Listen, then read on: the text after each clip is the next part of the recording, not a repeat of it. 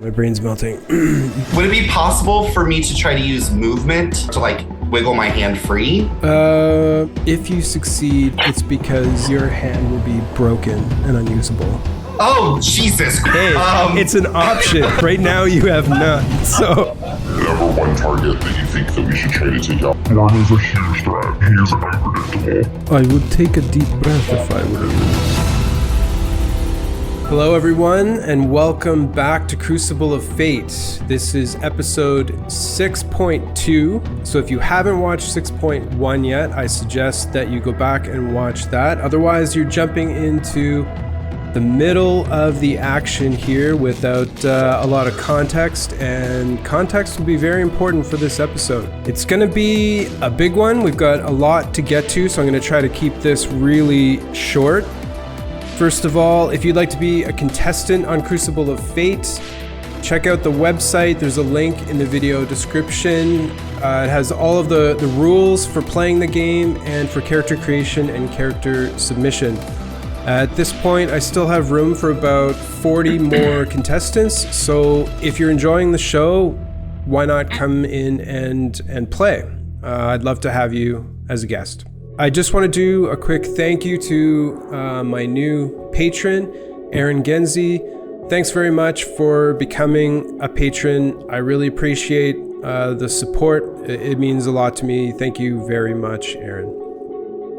Okay, with all that out of the way, we're going to jump right into our introductions of the players from last time. Alright, so just a quick reintroduction of our contestants for today. First off, Brad playing Anorak. What's up, guys?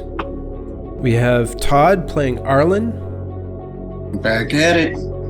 Charles is playing Dorm. Chad, who's playing Glenda. Kelly playing Medivh. And Eric playing Windwalker. All right, welcome back to the show, guys, and thanks for being understanding about the situation at the end of last time, but I just want to make sure that the game is fair for everyone at all times, even if we have to do things like this here today. So thanks very much. All right, with that, introductions complete. As soon as we come back into the show, we'll be in character and ready to get started. Okay, we'll see you in a minute. It's time. Bring them. Offer them riches, offer them glory. I don't care. Just bring me their souls. As you wish, Master. Yes. You think you have what it takes? Every roll can mean life or death. 120 contestants. Who will survive? Who will win? It could be you. This is high stakes D&D.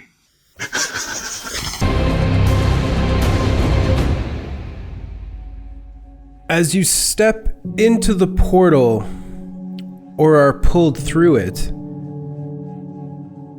you experience the now familiar feeling of being dragged, pushed, and pulled by the many shadowy hands within the space between the Fate's Hand Tavern and the game area. Finding yourselves once again inside the stone and wood-walled tavern with torchlight providing a dim bit of ambience, you immediately see Theramgul step forward as you all kind of regain your bearings. Well, that was a little bit disappointing, but nevertheless, it was not your fault. So we find ourselves back here again, with all of you having survived.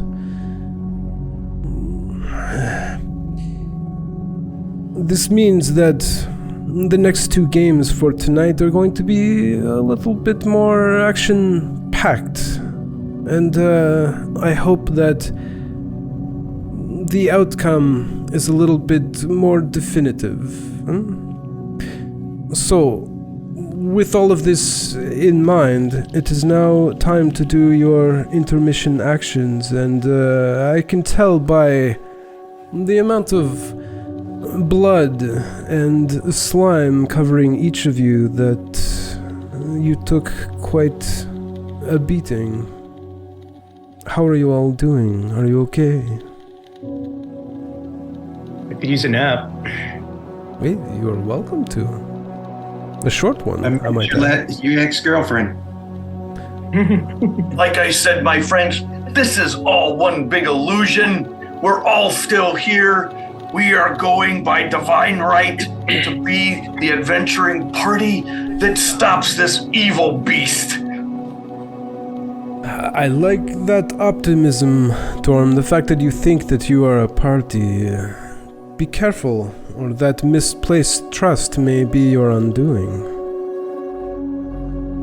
You can never misplace trust in trust.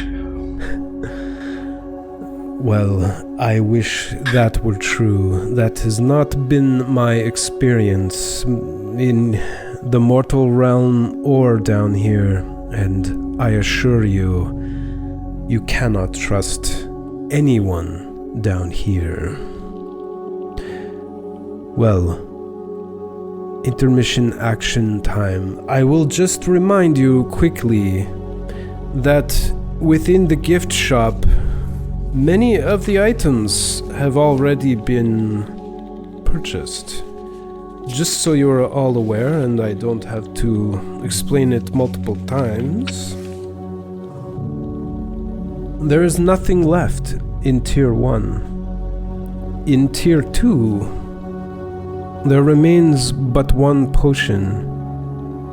This one with the yellow fluid streaked with black that swirls on its own. And in Tier 3, the armor and the greatsword still remain and are available for purchase.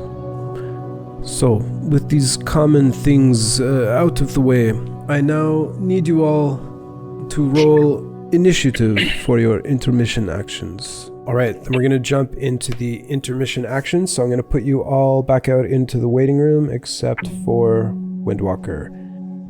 Greetings, Windwalker, you are up first. What would you like to do for your 2 intermission actions? I think I need to take a short rest to collect my thoughts. And heal your body, too. So I'm going to do that. I'm not sure how much I need to rest, so I'm going to start with my barbarian dice of a 1d12 plus 1. Oh, 12 hit points back. And then I'm going to, looking at my short rest, I have possibility of 3d10, so I'm going to take 2 of those right now. Okay. D10, 2 of those. And, oh, that's terrible. 5, so that's it's only 7 more. I'm gonna go ahead and take the last one. Okay. That gives me 6 more. Okay. So that ends my short rest. And for your second intermission action, I want to go to the gift shop. Wipe this all off. All right. So with the tavern kind of fading around you, you find yourself in front of the gift shop, and as mentioned, there's a lot of stuff missing. Just the one potion and the stuff from Tier 3 that remains. Well, I'm interested in that black sword.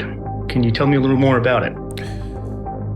You can see that it is a greatsword, and that it consistently and constantly emanates shadow that comes off of it like wisps of fog for about 3 inches or so, and then disappears on both sides.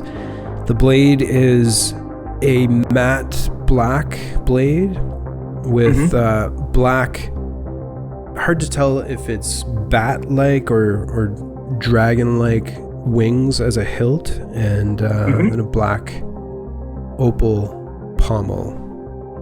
Okay. I think I would like that. I will pay the cost necessary. It looks like it's a powerful weapon. Very well.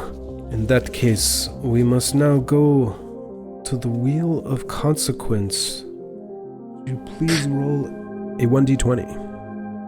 1d20. 16. -2 con. Okay. I'm sorry, didn't mean to do that. So I'm going into my Constitution settings, and I'm going to do other modifier, -2. Should retroactively affect hit points as well. Yeah, my max is reduced by 4, I think. And your second d20 roll, please. That is a 19. -2 charisma. Oh man, it's already a date. Okay.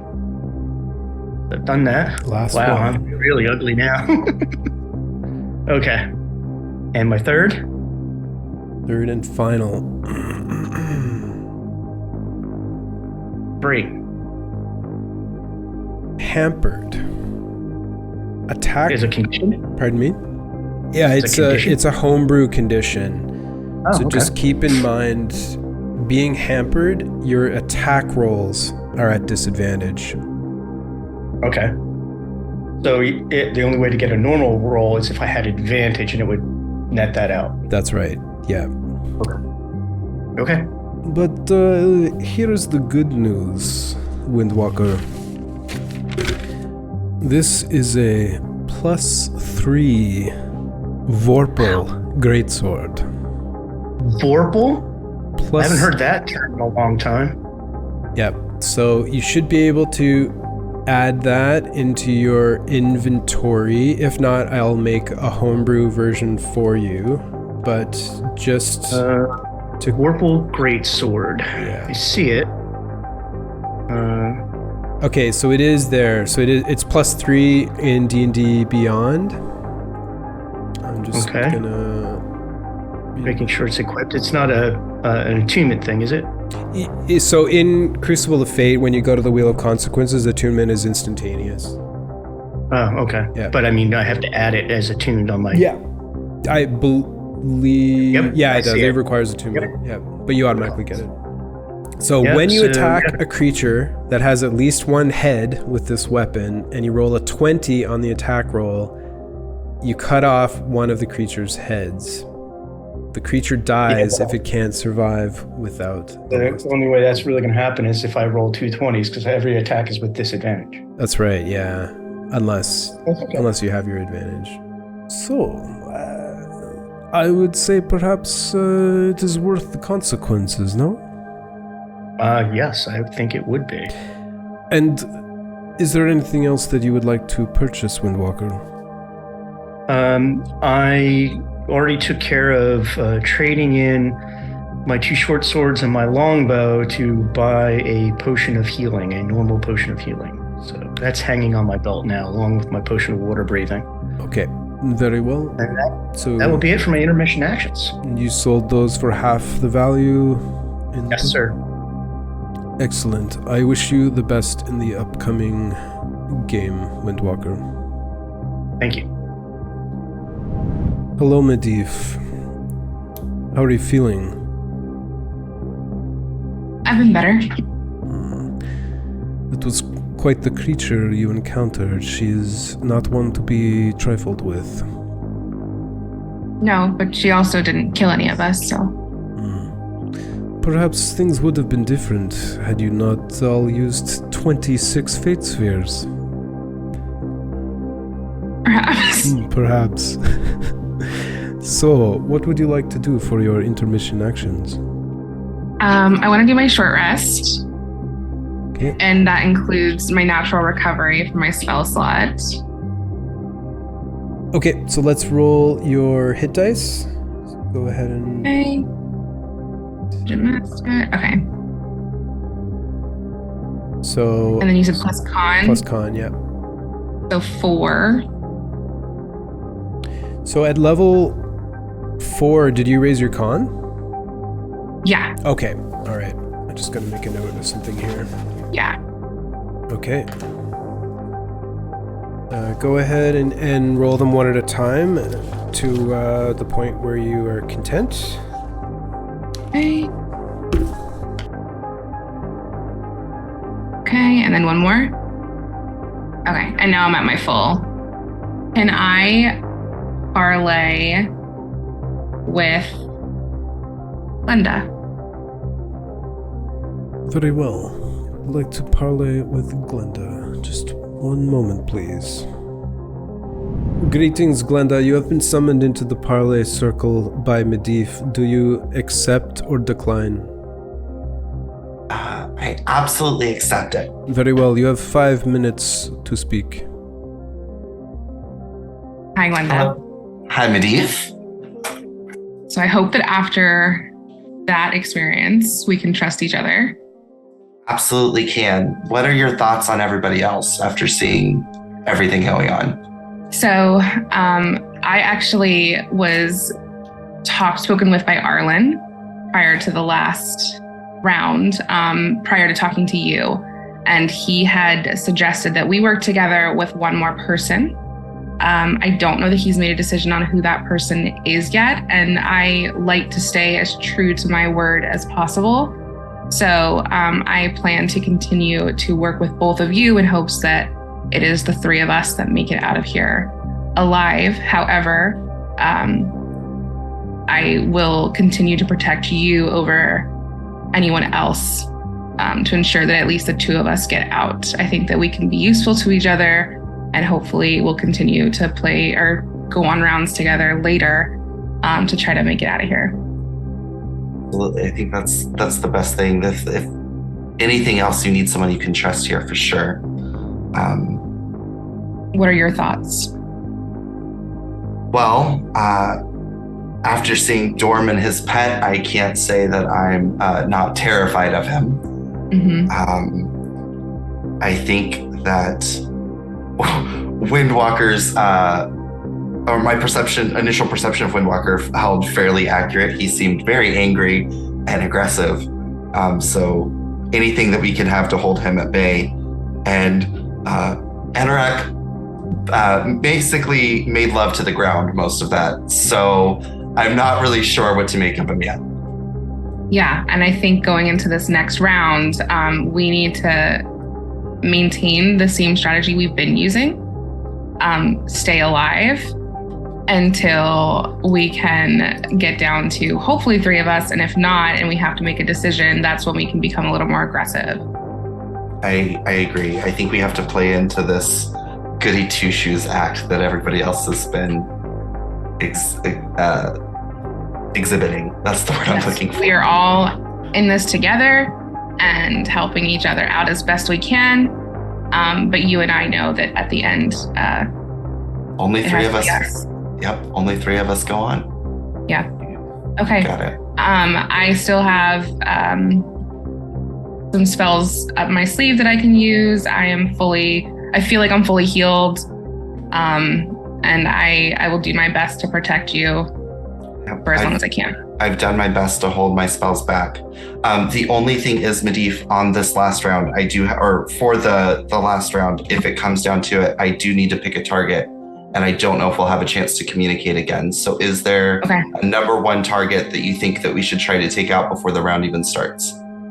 I think we need to think long-term on that, both for what we're doing now and if we make it through onto the next round. I think that Dorm is a huge threat, and he's also a little chaotic and unpredictable. I agree with that. I absolutely agree with that. Okay. Well, it sounds good. Hopefully this lovely escape the room plays to our strengths, and we don't have any issues, and we'll continue this blossoming friendship. Agreed.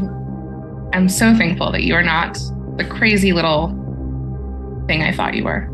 No, absolutely not. I just need them to believe that. That's all I need. You still have 1 minute. Would you like to forfeit the rest of your time? Are you satisfied? I'm satisfied. I am as well. Very well. Then I will put you both back into the waiting room, and we will carry on. Greetings, Dorm. I trust you weren't waiting too long. What? No, they're cool. I'm a patient man. So, tell me, what would you like to do for your 2 intermission actions? Well, it seems that everyone is such a pleasant bunch. I'd like to take some time to get to know them a little better. So I would like to have a conversation with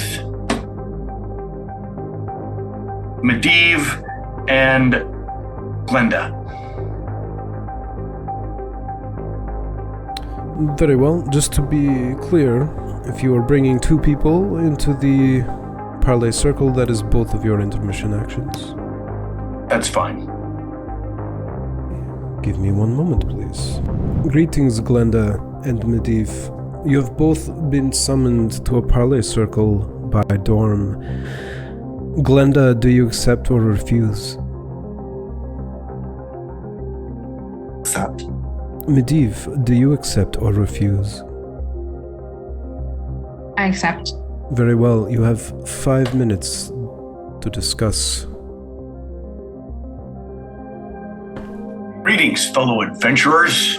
I'm glad we're all doing so well so far, and I love the hat. It's a staple, you know, gotta keep it fresh. Just now I feel like I'm missing something. I just wanted to take a moment to say it's been great meeting you, and I hope that we can continue this through whatever's going on here. Yeah, that last round was a little nuts. I didn't expect to see such a giant, scary thing. I don't know why. We've seen dragons, we've seen beholders, but for, whatever reason. I feel like more could have happened, but it didn't. And so I feel lucky. It was a little strange feeling, yeah. It's like deja vu without the deja vu. It's so weird. I feel the same exact way. Well, I'm here simply to just say, no matter what happens, I'm going to stay true to everything I've said so far, and I get the feeling that you are all believers in the things that I've said.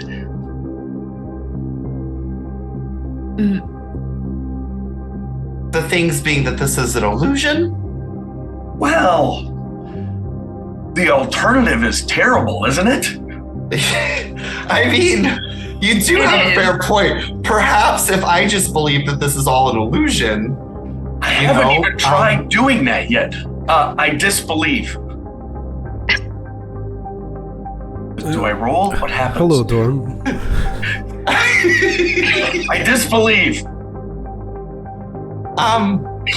I don't think it's doing anything. I think we're. I'm a little worried. Yeah, my reality remains the same. Yeah. Oh, that could change everything. Well, I'm gonna roll with it until then. Okay. Well, the bleeding from my gut tells me that I don't think this is an illusion. But it looks so real. It looks like it's real too. It's just really not great time for me. I can almost guarantee the fire was real. You do look a little singed. Yeah. but that could be an illusion too. Drum, do you think we're illusions? No, you guys seem really real.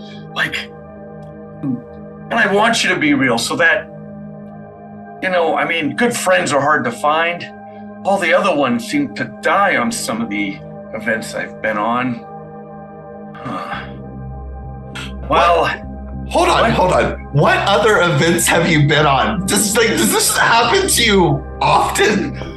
Well, this one seems to be the most extravagant. It seems really well done, but my master would sometimes send me,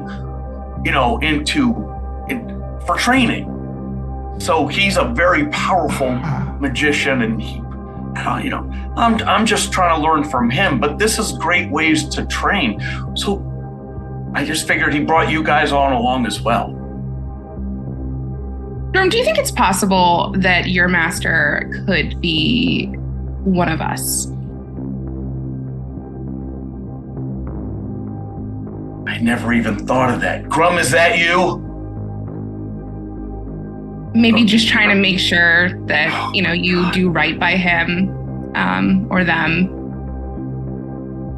Well, I won't let you test. I won't let you down wherever you are, Master.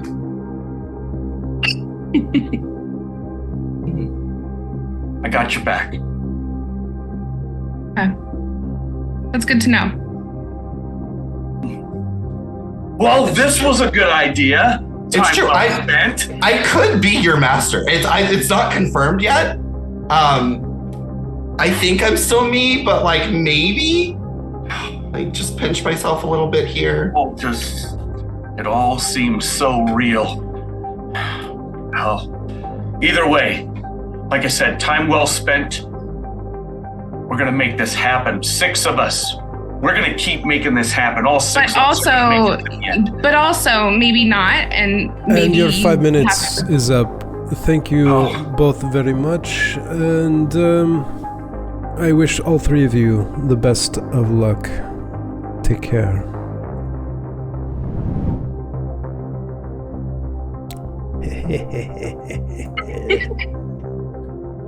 I love this game. Oh no. Greetings, Arlen. It is your turn to conduct your intermission actions. What would you like to do? First off, I would like to take a short rest. No problem, that can be arranged. Please go ahead and roll your hit dice as needed. The 2 8-sideds I get +1 to, so that's 12. And then the 6-sided is my Song of Rest. Okay. 13. And that's enough to put me at full. All right. Perfect. So you used Song of Rest. At this point, you could extend that to Anorak and Glenda if you would like. But you don't have to. Yes. You will? Okay. I would like to. All right, so Anorak and Glenda get your Song of Rest. Very well. You're looking a little better, Arlen. I trust that wasn't too traumatic for you. No, but it did. I've got terrain all over my armor. This has got to go. Are you going shopping, does that mean, or? No, I can't really afford to go shopping right now.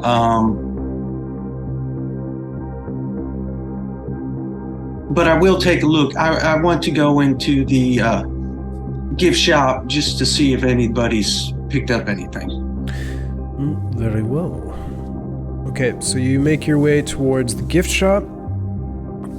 You can see that all that remains now is the potion in tier 2 and the armor in tier 3. The greatsword is gone. Okay.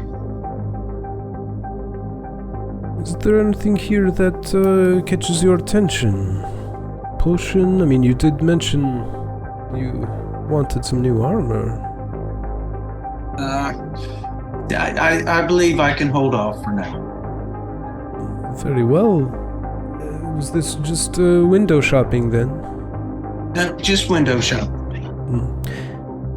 Would you like to take this opportunity to say anything to your daughter? I'm glad that she didn't have to watch you perish in a horrible fashion. Yes, I'm coming for you. You won't have to stay here long. This will all be over soon, and we'll be back home, and we'll find a real wizard to apprentice with. It's very sweet. Very touching moment, Arlen. Thank you for letting me be a part of it. I hope nothing sinister occurs to you for the rest of the evening.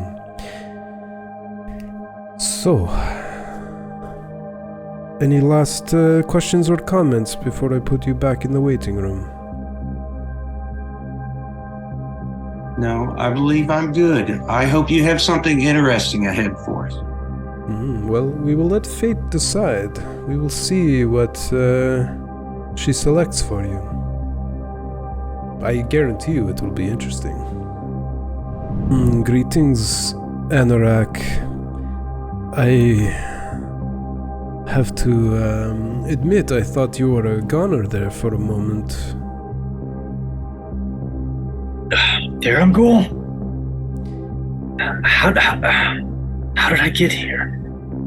Last I was face to face with Praxis, and now my God must have sent me back. He must have unfinished business with me. This must be true. I thought you were a goner indeed, but the tavern decided to pull you back in through the gate, so perhaps there is still a story left for you to tell. Nevertheless, I trust you'll be taking a short rest and recovering a bit. I believe I must. If you listen, you can hear the beautiful sounds of Arlen as it echoes through the Fate's Hand Tavern. He has provided you with a Song of Rest, which will give you an extra D6 of healing for free. My humble and most gracious thanks to Arlen. It was much needed. So, we can roll your hit dice. 3 of them do. Gives me 15. And then I get one more free from Arlen. Correct. So number 2, so 17 in total. 3. So yeah, another 4 back. Second intermission action, Anorak. What would you like to do? Terrible, I haven't even had a chance to think. I've just woken up. I've just arisen from the dead? I don't know what to call it. Certainly a near-death experience. Yes, but maybe there's still something I need to help me survive. Maybe the shop has more gifts it can give. You would like to go to the gift shop for your second intermission action? I believe that's what's calling my name.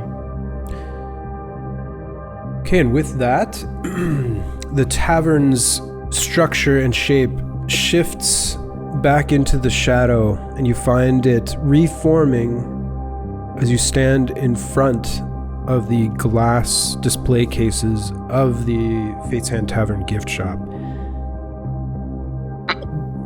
What remains within is one potion in tier 2, the yellow fluid streaked with black that swirls on its own, and the moat of armor. Everything else is gone, some of it purchased by you, obviously, but you do notice that the sword is gone. I see someone needed a bit of a boost.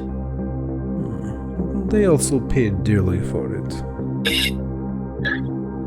Again, armor is not my style, but I do enjoy a good cocktail, as they say. Does this mean you are purchasing the remaining potion? Tharamgul, this means the remaining potion is obviously left here for me. So yes. Certainly one interpretation. Okay, so that is a tier 2 item. I need you to please roll your first d20 on the Wheel of Consequence. No, not 14.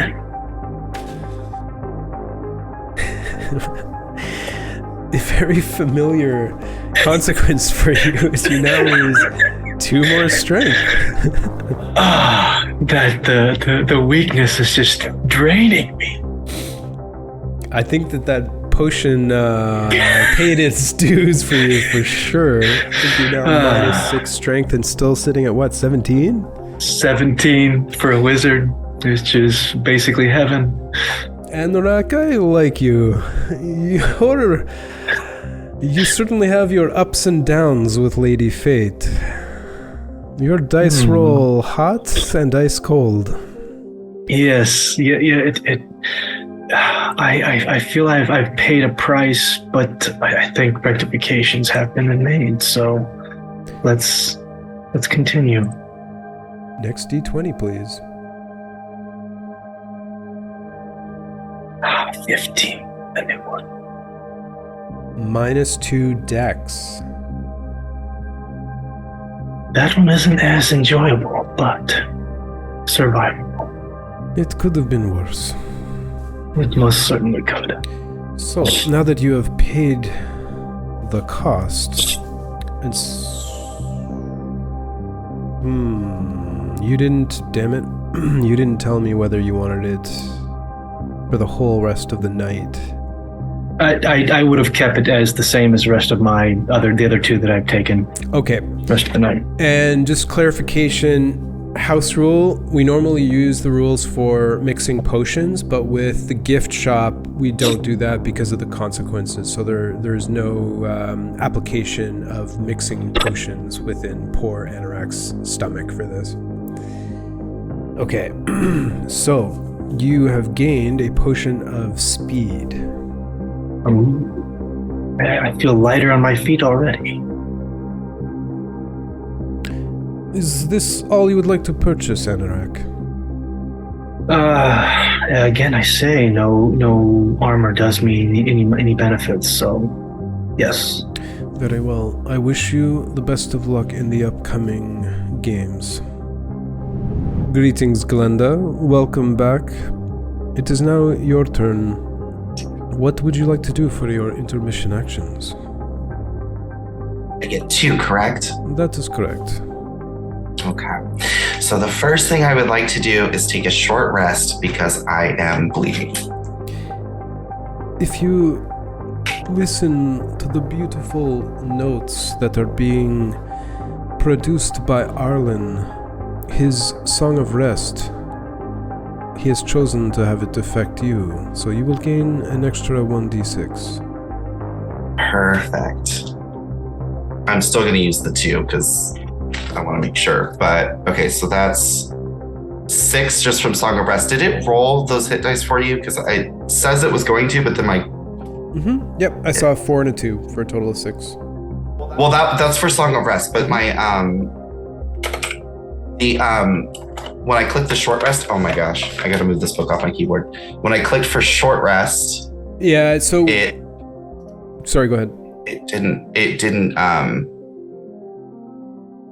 It said it was going to change my current HP, and then it didn't. Yeah, just go ahead and roll. Okay. However many d8s you want to do. 2 d8s as well. Oh my god. Ooh, that's harsh. So you still have a con bonus of +1, right? So you get 4 back? Yeah. Okay, so 10 altogether. Are you going to use any more? Or are you good with 32? I'll be fine with 32. And then for my second intermission action, I do want to go to the gift shop. Gift shop. Very well. All right. The reality of the tavern shifts around you. You find yourself in front of the shelves of the gift shop, and everything except for the armor is gone. It's 2 more items we're taking by logic. Okay. That's fine. I didn't actually want any of the items. I just wanted to see what was taken. But I do want to get just a normal item purchase because I seem to have misplaced my thieves' tools, and in an escape the room situation, I'm afraid I might need those. So... Very wise. You are not the only one to window shop today, Glenda. A couple of curious bears amongst you. Well, if I've got 2 actions, I might as well use them, you know? Indeed. And you seem to be quite the popular contestant for the Parlay Circle. I'm popular all the time, it's not just here. Okay. So that's it. I will see you in just a moment. I see you have all finished your intermission actions, and this tells me it is now time to move on with the next game. By now you all know it will be escape the room, and you know that in order for this game to end, one of you will die at the hands of the room itself or the minions within. You are free to kill each other as much as you'd like. In fact, I encourage this, but that will not end the game officially. So, since Chad is in the top left, I would like you to roll a d20, please, Chad. Oh, no. Okay.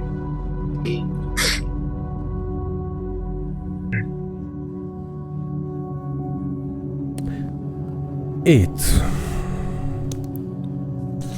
Let me make a note of this. Looking at my list here of all the possible rooms you could have rolled, I'm very happy you chose this one. It's your favorite, right? It's up there. Definitely. I knew it. Is there anything that you would like to say before we begin the game? All business. I love it. Very well. If you will follow me to the gated gallery.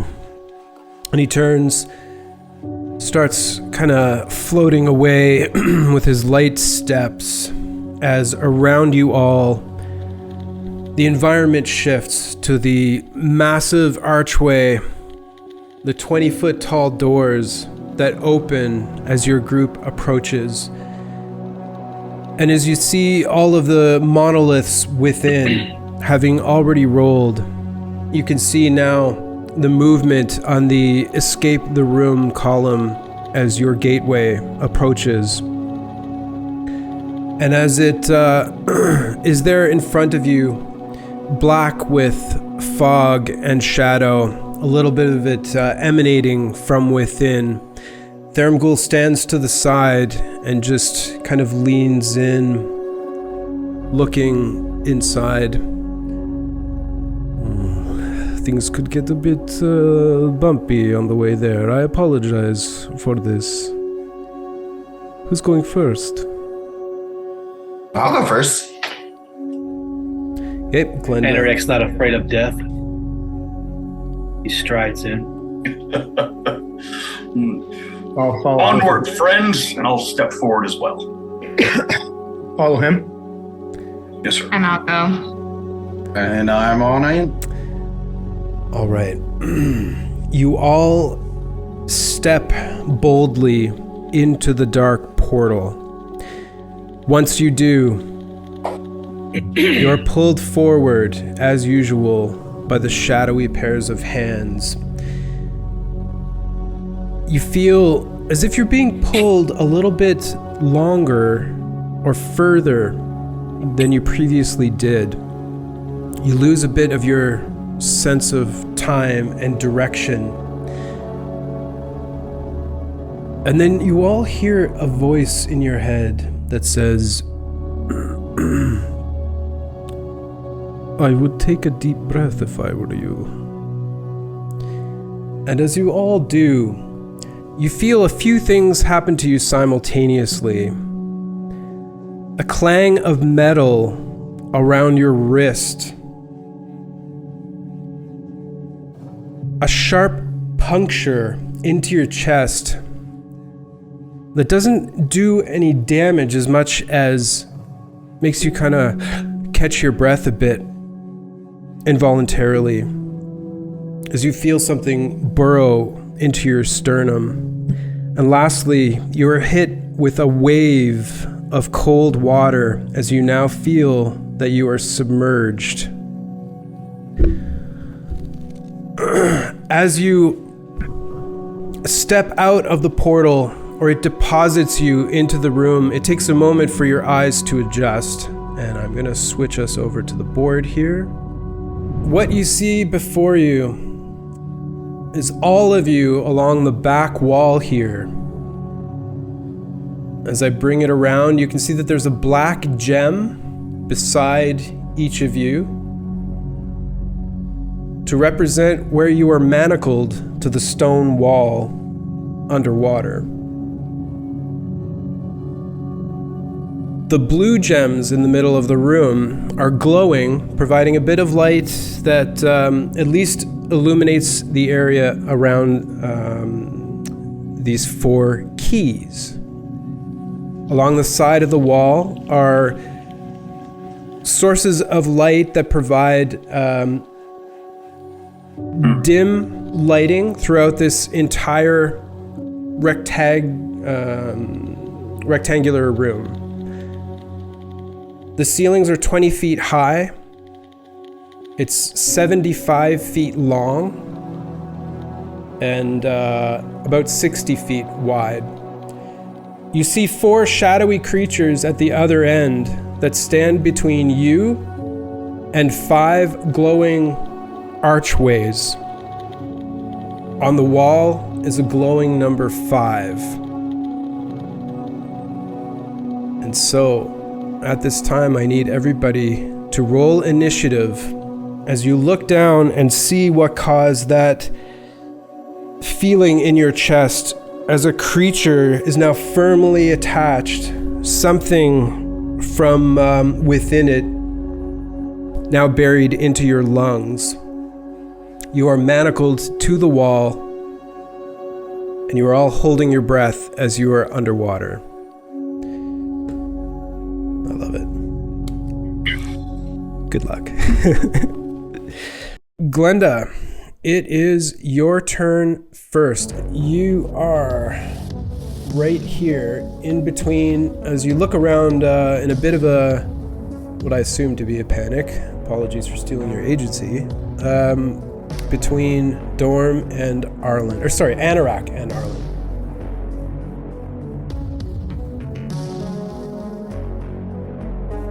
Okay. And I'm not a very visual thinker, so I'm going to repeat a lot of this just to make sure I'm understanding this. So yep. Shackles are on legs, I'm assuming. Connected. One hand. One hand. Yeah. Okay. Like what? Sorry, wrist. Yeah. I gotcha. Yep. And then that's connected to the wall. There's. Can we tell what's holding this key in the center, or is that just like is it just? Are they just sitting there? They're just sitting on the ground. On the ground. Yep. Okay. And how deep is the water? Or is the whole chamber filled? The whole chamber is filled with water all the way to the ceiling, and it's 20 feet tall. Okay. Cool. So I'm just gonna take my movement. I'm gonna try to go as far out as this shackle will let me. I'm just gonna try to test it to see how far I can actually swim out. As soon as you go to take like your first step, your hand is back behind you, firmly into the wall. Like you can't even. Son of a. Okay. And how far out are the keys? Guessing with your passive, somewhere in the neighborhood of 25, 35 feet. Well, this is important because if it's more than 30, I can't do what I want to do. I'm going to. How's the lock on the manacle shackle? It's clearly visible. Okay. I'm just going to take my thieves' tools and try to unlock it. Okay. Go ahead and give me a thieves' tool check, please. Let me see if I can figure out how to do that. Bear with me. Yes, a 9. So reaching up and putting your thieves' tools in to the the opening within the manacle, you mess with it for a second, but are not successful in releasing yourself. Okay. And if that is my action, I don't have anything else. That's all I got because that is also an action. So that'll be it. Next up is Medivh. 2 minutes on the clock. Okay. I'm going to use my free hand to pull out a wand from my pocket. Dave, do you know what wand that is? Mm-hmm. And can you tell me if it sees or points to anything? Okay, so you expend a charge? Yes. All right. So, scanning out around you, you don't see anything in the room that illuminates. So it pulses with magic, and you just see a bit of a like ripple go through the water, but as it passes through the entire chamber, you become you're not aware of anything different. Okay. Does it point anywhere?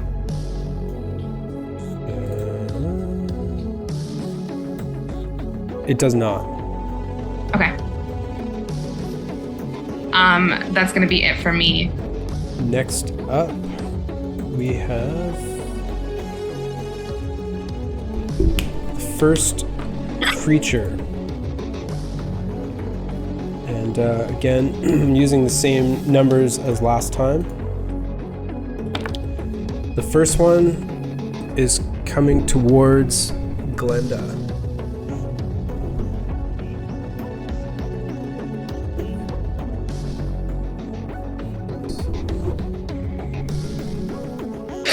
And then it will continue charging forward using the dash action as it is standing in front of Glenda now.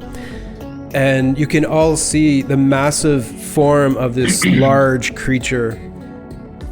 Both its appendages, sharp, thick claws, very like almost lobster-looking appearance to it, but a malevolent intelligence in its eyes.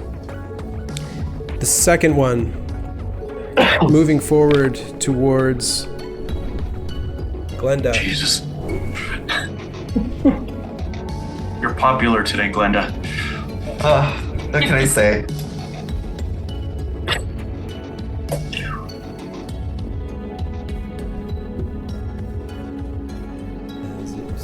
Used to hear and is unable to attack as it took the dash action.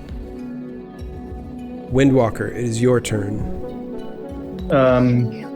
I want to brace my feet against the wall and see if I can use my strength to break the manacle or the chain to free myself. Give me an athletics check, please. Athletics check. That will be an 18. 18. Nice. Holding on to this chain, putting your other hand on the wall, you kind of lift yourself up underwater and kick off with both feet. And with a surge of power, you shatter your manacle and are no longer tied to the wall. So that's my action for the round, right? That is your action, yeah. So I am going to move.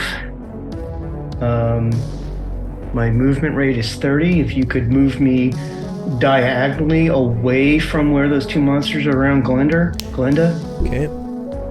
So, seeing as you are underwater, your swim speed is half of that of your normal movement. So 15 feet diagonally towards the furthest stone from, that way. 15 feet. And that's my action and my movement, and no bonus action this round. So that ends my turn. Next up is Anorak. This is you here in the corner. And as soon as he steps in, realizing what's going on, sees Windwalker break the chains, instantly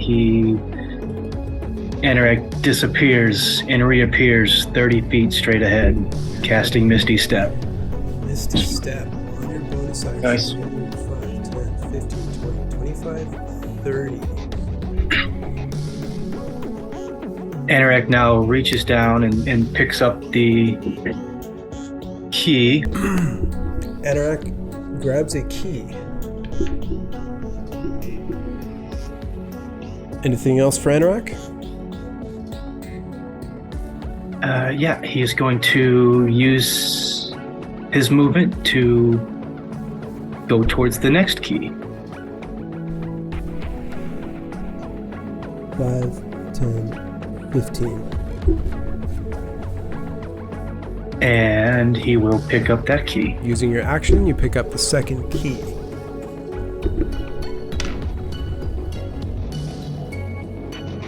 I believe. And then he will take 15 more feet.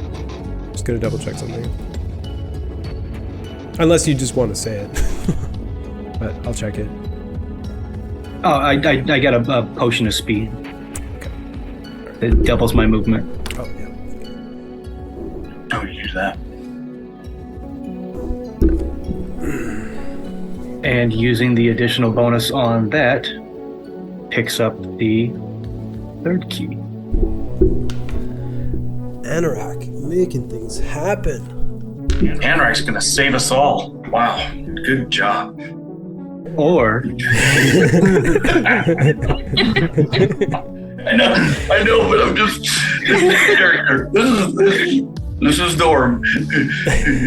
Anorak looks back at Dorman with a malevolent smile. We shall see. Yeah. So action. Bonus. Oh, that's thinking. That's it. Yep. All right, next up is Arlen. All right, I'm going to look down. This thing on my chest. Mm-hmm. I know what that is. Is it anything I've seen before? Go ahead and give me a nature check. Nature check. You have absolutely no idea what it is, but looking down at it, you can kind of see that as it's sitting right like on your sternum, it's almost like pulsing, and you can see that two like pockets on the front almost are just like swelling and contracting. Okay. So as a bonus action, I would like to drink my potion of water breathing. Okay. And then as an action, can I use my dagger as an improvised tool to try to open the lock on my manacle? You can certainly try. Just 1 second. Would that be disadvantage? Oh yeah, definitely. Yeah. Okay. So I am proficient with thieves' tools, but I don't see an easy way to just automatically roll that. I'm just going to roll 2 20s. And we'll add. Just clarifying, so you're proficient with the tools, but you don't have any.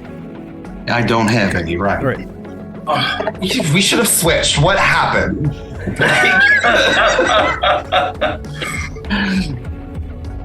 So I got a 6.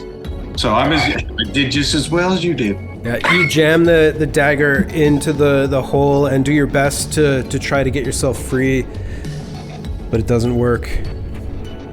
All right. Well, I'm not moving anywhere, so. Dorm, you are up. All right. First and foremost, where am I over in the back corner if you could point to my character, please? You're right here. Okay. And can you give me a marker for Bolts? He should be next to me. Oh, yep. That's right. My faithful hound. Yep, this time Yeah. I'm going to have this blue thing be Bolts. That's awesome. Thank you, sir. All right. And are we breathing? Is this thing on me helping me breathe, or is that? As of right now, you are holding your breath. There's nothing indicating to you that it's providing any assistance with your breathing at this point. Gotcha. I'm going to activate my lucky item that I rolled up, my cap of water breathing. That is a verbal command. It's not a bonus action or anything else. It's just a verbal command. So I'll have a speak, and then a globe of air will suddenly surround my head. You now find it much easier, possible to breathe underwater now. Yes. I will use my thieves' tools, and I will attempt to pick the lock on the manacle. Okay, go ahead and give me... I am proficient, and I have a dex, so I'm just going to roll the sleight of hand because I think it's a +4, which is what I have. Does that sound right for you? Yep. Okay. Oh! That's an easy lock. Hey, we're still waiting. I don't have the skill yet. Yeah, I think that looks like a 1 to me.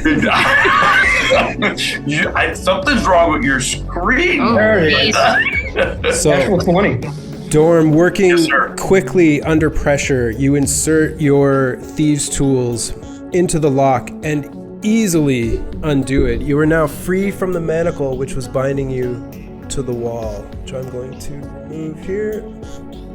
Yes. All right. I will immediately start moving forward as far as I can. So I think that should be 15.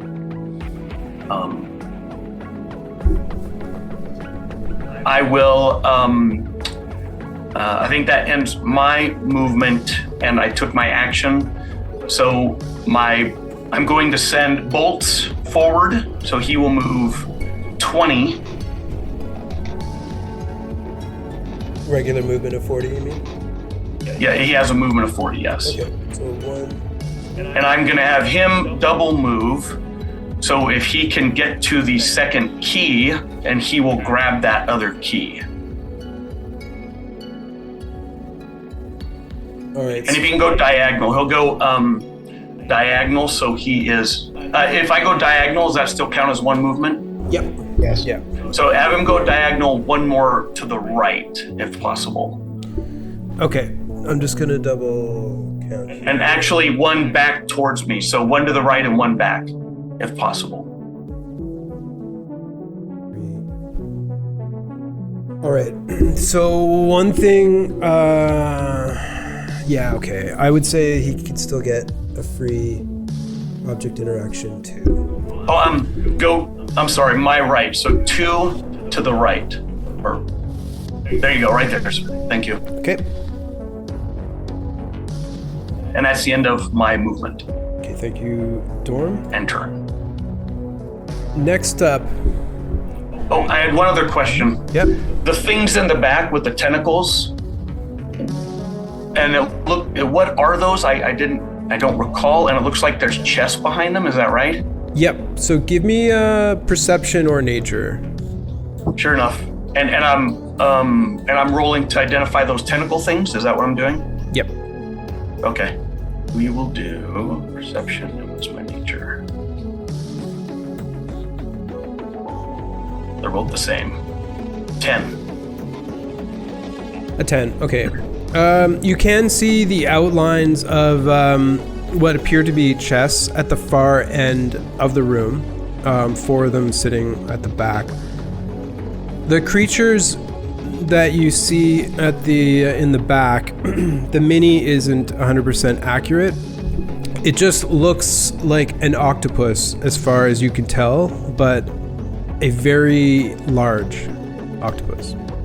Octopi, in fact. And they're just sitting stationary, they're not moving, but they're definitely alive? It's their turn, and you just kind of see that they're just kind of moving around a little bit in the back. Whoops, I need a base for him. They don't seem to be paying much attention to what's happening at your end of the room at this time. So that is the end of the first round. At the end of the first round, Anorak, you feel your heart kind of jump for a second as a third of your air supply is sucked out by this creature attached to your chest, and you just see the bubbles just kind of dissipate out of your chest and up towards the ceiling. Windwalker, the same thing occurs, but you quickly regain your air, able to, nope, sorry. You lose 1/3 of your air. I was looking at something different.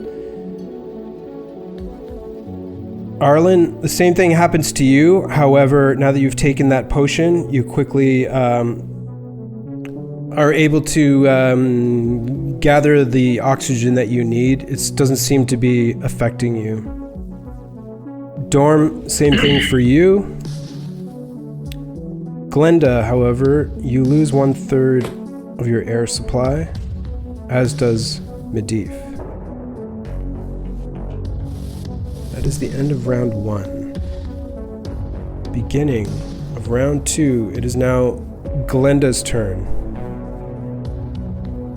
Okay. So, quick question, because I just saw somebody cast a spell on Misty Step. Correct. And they appear fine after doing a spell that requires verbal components. They appear to be fine. Okay, because I'm gonna shit bricks. So I'm going to go ahead and try to cast something too and hope that I am okay as well. I'm gonna try to cast invisibility on myself. Okay, and that also has a verbal component? It does. Okay. Anorak, give me a Constitution saving throw, please.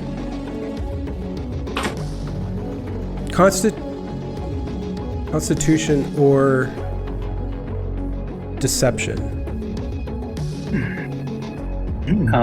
Con saving throw or Deception? Mm-hmm.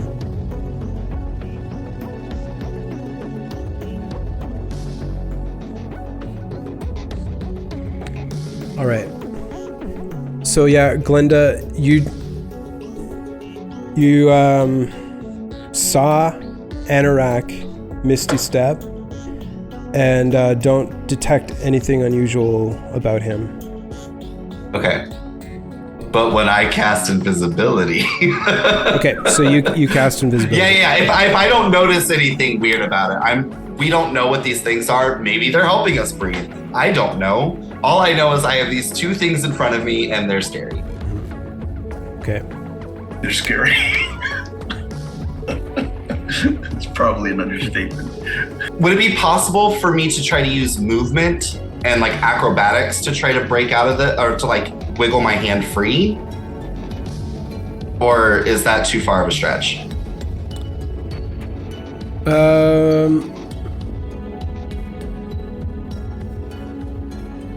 I would let you try, but without using your action.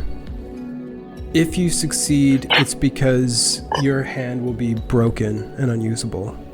Oh, Jesus Christ. Oh, that's dark as hell. Hey, it's an option. It is an option. Right now you have none, so I'm giving you one. So calmly, too. No biggie. Shit. Which hand is it? Hey, your choice. I feel like I'm watching what was that? The Saw? Yeah, Oh my totally. Yeah. Now you're starting to get the vibe, Charles. It only gets you're worse right. from here. I don't have any options. So, sure. Why the fuck not? Okay. Go ahead and give me an acrobatics check. Yep. You manage to dislocate your hand enough that it is no longer usable, but you are free of the shackle that was binding you to the wall. Cool. Is that going to use everything, or can I still move? Oh, you get your full movement. Cool. I'm going to move. Shit. I can't. I'm sorry. Can you shift the camera? Yeah, that works for me. Just either direction. I want to move towards the. I guess where everybody is kind of clumped, just diagonally. So forward and then my left as I'm looking at the camera. Forward and left? Yes, that way. Okay, and being a small creature, I believe you can run through the legs of a large creature? I don't know, actually. Hold on. Yep, I believe that is the case. I'm just gonna double check to see if it's considered difficult terrain. I believe it is. My swim speed is my movement speed. It is, yeah. Now, I can move amongst creatures that are larger size than I am, but that's a halfling trait. Yeah, I was about to say, I think that's specific to halfling. I don't see anything under... Okay, yep. I just wanted to see if you Small. had it as racially. If you don't, then you cannot move through enemy's square. Okay, is there any way that I can around? I can't tell from this angle if there's any room. This is the quickest way out. Over here, you also have Arlen in the back. Arlen, okay. Cool. I scratch what I said then, because I am big dumb and didn't think about that. I will just go along the wall then. But sorry, I don't want to push you. You can move through a friendly creature's space. It's just difficult terrain. So it's up to you whether you want to go left or right. I will go. I'll go right. You go right. Mm-hmm. I'm gonna take this off a second here. So you go 5, 10, 15, 20, 25 for your movement. Mm-hmm. Because you are invisible, you do not provoke an attack of opportunity. And yeah, I still don't have any good bonus actions here, so that's it. Okay. Next up, we have Medivh. Okay, and I'm sorry, can you point me out? Am I the one that's by those? Okay, I'm over there. Got it. I'm gonna use Wild Shape. Mm-hmm. And I'm going to shape into a reef shark. Okay, reef shark. Just verifying And by the challenge rating on a reef shark. Yeah. It's 1/2 or lower. Yes, it is. Jeez, I'm sorry. It is 1/2. Okay. Medivh, I'm still going to leave your mini as is, but you are now a reef shark. Okay, and I'm assuming I'm unshackled because his little fin would be at the end where my wrist is, and that would just slip right off. I would agree with you on that. One way or another, you are no longer shackled since you don't have an arm. Okay, perfect. Nice. And then my movement, my swim movement is 40 feet. Mm-hmm. So I'm going to move kind of diagonally where Bolt is, but like 4 spaces over to the right. Okay. You have 40 swim? Yeah, 40. So 1, 2, 3, 4, 5, 6. That's 4 spaces to the perfect. right of bolts, but you still have 2 more squares of movement if you want to use it. I think I want to stick here for a moment. Okay. Anything else? Nope, that's it for me. Alright, that ends Medivh's turn. Next up is Windwalker. 2 minutes. Bonus action, I'm going to drink my potion of water breathing. That is bonus action, right? Yes. In Crucible of Fate it is, yeah. I am removing that from my sheet. And then I'm going to move. I can only move. Well, I'm going to dash. And so I'm going to move 30 feet straight forward towards that octopus looking thing. 1, 2, 3, 4, 5, 6. That will end my turn. Okay, thanks, Windwalker. It is now the first lobster-looking creature's turn. It's rolling to see who it's going to attack, and it is Arlen. It's convenient as you're right in front of it anyway. Actually, technically, this was the first one last time. So I'm going to move him down to here. And with its massive claws, it has 10-foot reach.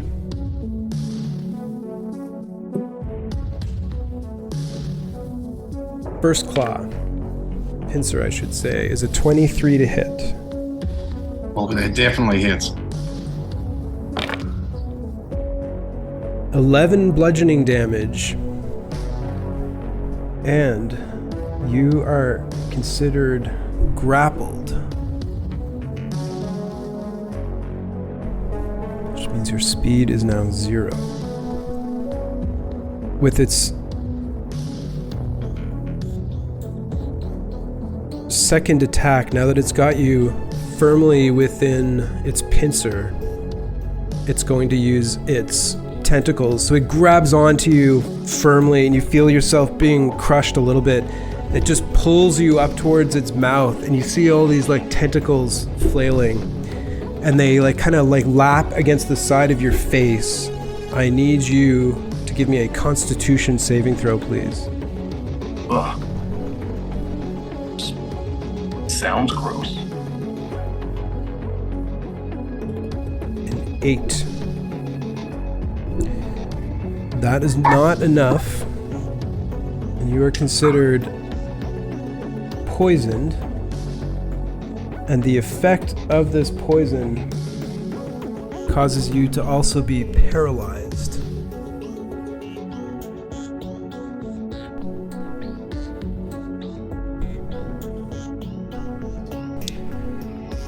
Which ends that creature's turn.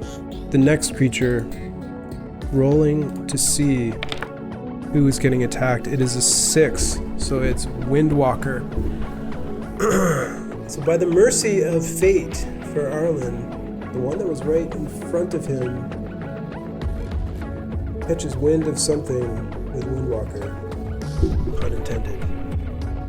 And it will move 5, 10, 15, 20, 25, 30. To get right up behind Windwalker. It will make an attack with its pincer. Would he get an opportunity attack since crossing in, right? Yep, if you would like to make an opportunity attack, you can go ahead. Since I didn't declare a weapon, I'll just make an unarmed attack. Okay.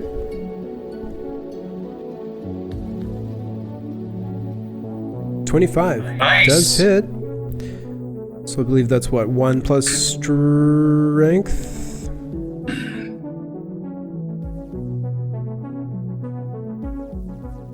For a total of 4 damage. Yeah, sorry, yes. What was the monster okay moving through bolts? Just to remind you, your key is. Oh. My key is also a medium-sized creature. Yeah, got you. I'm just gonna redo that movement just to be sure. So turn. It's gonna go 5, 10, 15. Oh, he's swimming, so he could probably just go right over him. Yeah, and there's no. That's probably true. So we'll just go with that. He's like up above. That makes sense. That's a good point. All right, so first attack by the pincer against Windwalker. You rolled it. It was a 15. It missed. Okay, then the second one is a 10. Oh, wait, is he attacking yet? I'm sorry, I missed it. Wait, he already missed. He missed both. Okay, cool. Yep. All right. He missed both. Yeah, I know where you're going with that, but there's no sense in burning it because he I already. appreciate it. Thank you. So that ends those creatures' turns. It is now Anorak's turn. Anorak, with a cough and a sputter, he turns and faces the glowing, what he assumes and hopes is a portal directly behind the octopus, and he uses all of his movement in a beeline, which is awkward because it has curves on it, an eye line straight towards that opening. Okay. 5, 10, 15 for your movement, and you're taking the dash. I would dash as well. 5, 10, 15. And then I will use my third action to dash, or my second action to dash as well, into the portal, what I'm hoping is a portal. Okay. And with that, Anorak plunges forward into the shadowy fog in this doorway and disappears from sight from all of you. I think only rogues can double dash. No, he's got his potion of speed is active. Oh, my bad. I'm sorry. You're right. The potion of speed. You're hauling ass. And just by a luck of fate, 3 keys happen to fall out of Anorak's pocket as he is hauling ass straight through that doorway. Wow. All right. With your free object interaction, I would allow you to drop all of these keys as you go through the doorway, which vanishes as you go through it, leaving only 4 remaining. Oh. That's a difference. Anorak has escaped the room. It is now Arlen's turn. Arlen, not looking great, being poisoned, paralyzed, and grappled at the moment. I need you to make a Constitution saving throw, please.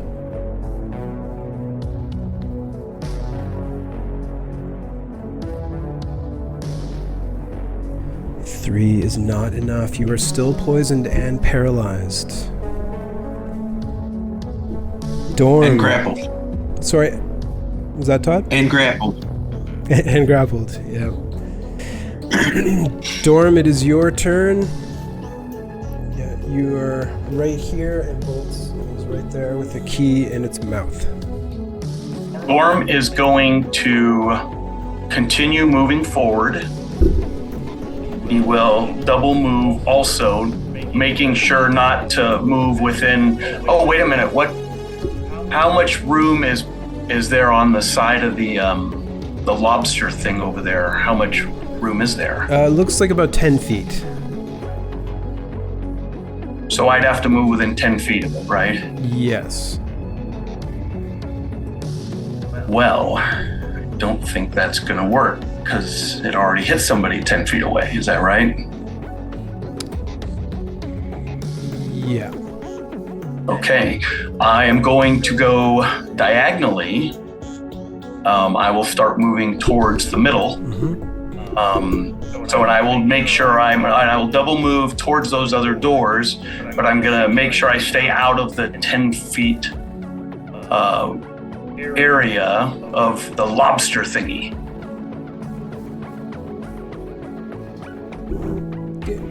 That gets you right about there. Then I will have Boltz. He will do a dodge action. so as to not get an attack of opportunity against him.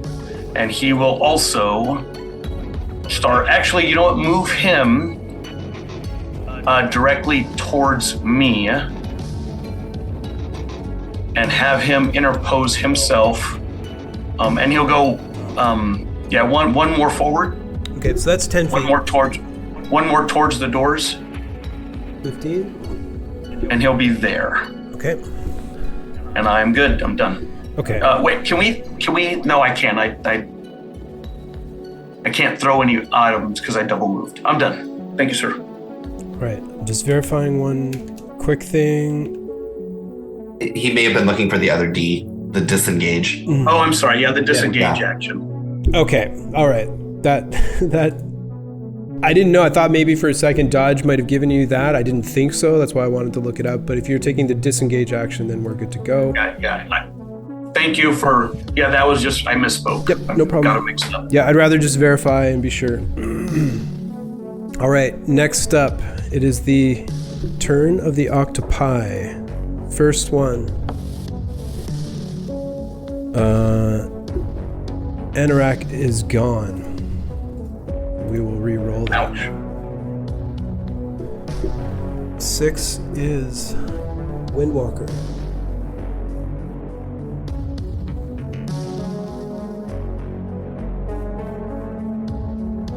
With amazing speed and a 15-foot reach. Is it actually an octopus? It is a giant octopus, yeah.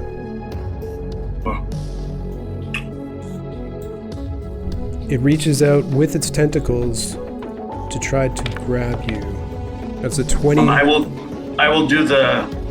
cause it to be at disadvantage. Okay, sounds good. I'll re-roll. You use your reaction. It is a 17. That will miss. Tentacle slaps against your arm, and you look down and see the sucker starting to pull hold, and you rip your arm away as bolts you can see now is firmly bitten onto one of the other tentacles and is trying to pull the creature away. Second octopus. Oh no, it's got to roll to see who it's going to attack. My apologies. That is a 3 Dorm.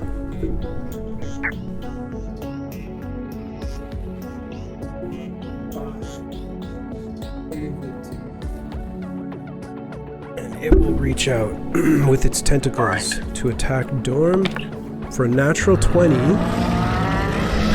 Oh.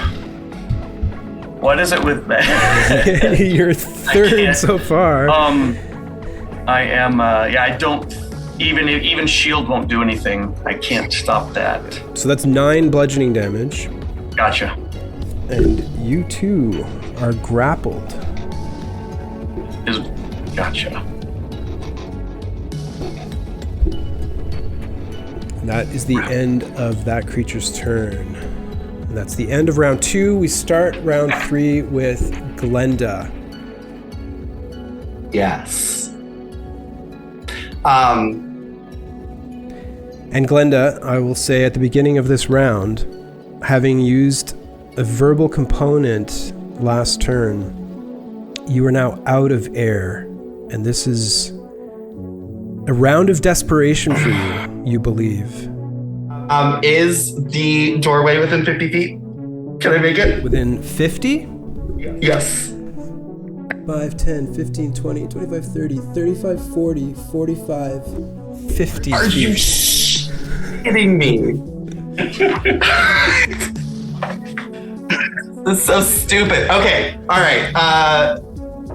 Medivh is the one that's right there to the left, right? Yeah, she is or my left. Currently here. Yes, towards the middle. Okay, I'm gonna take my movement and swim to Medivh, who's now Shark Medivh. Shark D for short. Okay. That's right. Okay, so 5, 10, 15 to get within 5. Okay, I'm going to grab on to a fin and hold on for dear life. Okay. All right. So you're grabbing on to Medivh shark form. Yes. Okay. I need you to give me an athletics or acrobatics check, please. Okay. Please. 21. 21. All right. You get a firm hold as you grab on with your right hand, since your left hand doesn't function. It's working fine, okay? It's there. And with an acrobatics of 21, I'd say you also get your wee little legs around as well. Medivh, it is now your turn. Okay, how far are we now from the portal? Is that 40 feet? I mean, roughly, because it's still pretty dark in there. Okay. 40 to 45-ish feet. 40 feet. Okay. Medivh kind of turns around and looks at Arlen, and in her head, she sees like images of her and her dad when she was little, and then she has flashbacks to his speech, and she like is debating for a moment, and then she moves towards the closest portal as fast as she can. Okay. What is your movement? As a shark, it's 40 feet. All right. Can you give me, as a shark, an athletics check, please? Yes. So you are carrying... So would that still be my athletics? No, it would be the athletics of the reef shark. It's a very small anorexic gnome. I just want to throw that out there. Understood. Like, I didn't know the anorexic part, but I knew it was a gnome. Yeah, very, very small, you know? So the shark doesn't have an athletics. I could roll strength? Yep. Okay, cool. Strength. 6. 6. Okay, so I'm going to say that she slows you down. Okay. And we'll cut your speed in half. I'm just gonna verify that because it's important. Okay. That's my gut here, is that carrying someone cuts your movement in half. But what's the strength of the reef shark? 14. 14. And then 14. And it's between 6 to 10 feet long, so pretty strong. Now, this is a really strong shark, you know. I think that, you know. Like one of the strongest. Yeah, well, I was just looking it up. It seems like the majority, and well, I'll review this later, but now in the game, it looks like carrying weight is something like a lot. So as that shark with your carrying weight, we'll say that you can move the full amount with Glenda in tow. So I'll move you first. So which way would you like to move? I want to say that I don't trust these little octopi. So can we move towards the furthest portal on the right in front of us? On the right? Okay. So we're here. 5, 10, 15, 20, 25, 30. At this point, it will burn its reaction to try to grab onto you. Okay. A 16 to hit you. That does hit. All right. As you try to flee, the tentacle of the octopus grabs onto you firmly as you are not able to get away. It also does... What if I burn a fate sphere? Then I will re-roll the attack. And we'll mark off your fate sphere. Glenda, which is your final one. Mm-hmm. Sure was.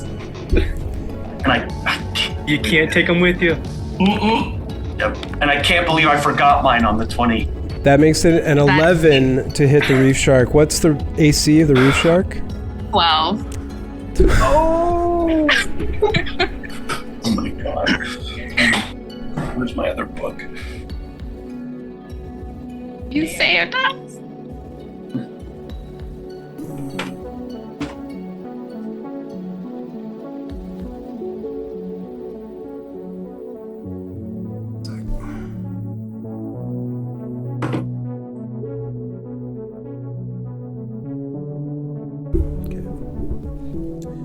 with that, the two disappear through the portal, leaving 3 for the 3 of you that remain. 2 went through 1 portal. Okay. Yep, all in one movement, which did leave 3 for the 3 of you rather than taking an extra portal away. Okay.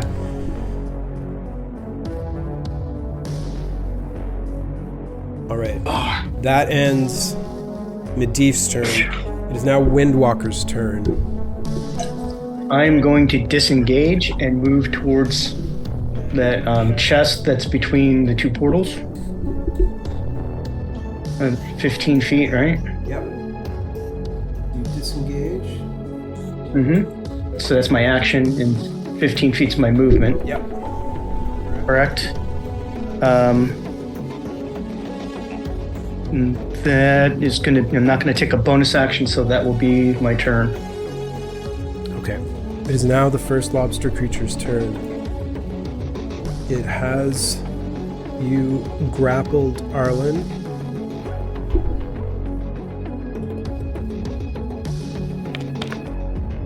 And it will attack number 4, which is Glenda, who's not here. 4 again for Glenda. 5 is Medivh. All right, so I'm the obvious target. I'm right there. I know, but round 1 I can't use obvious target. It's got to be rolls, just to keep it consistent. So I know that logically that makes sense, but we don't use logic here in the Crucible of Fate. Okay. But what I will do is just go, I'm going to change it so it'll be 1, 2, 3, 4, 5, 6, since you are the only guys left. That's fair. It's a 6. So with Arlen in tow, the creature will move 5, 10, 15, 20, 25, 30, 30, and he's gonna swim over bolts. 5, 10, 15, 20, 25. Bringing Arlen with him. Wow, that's convenient. Yeah. Is that a dash action it took? Yeah. And it took the dash action and cannot attack. I will. See why it's good not to use logic in the Crucible of Fate?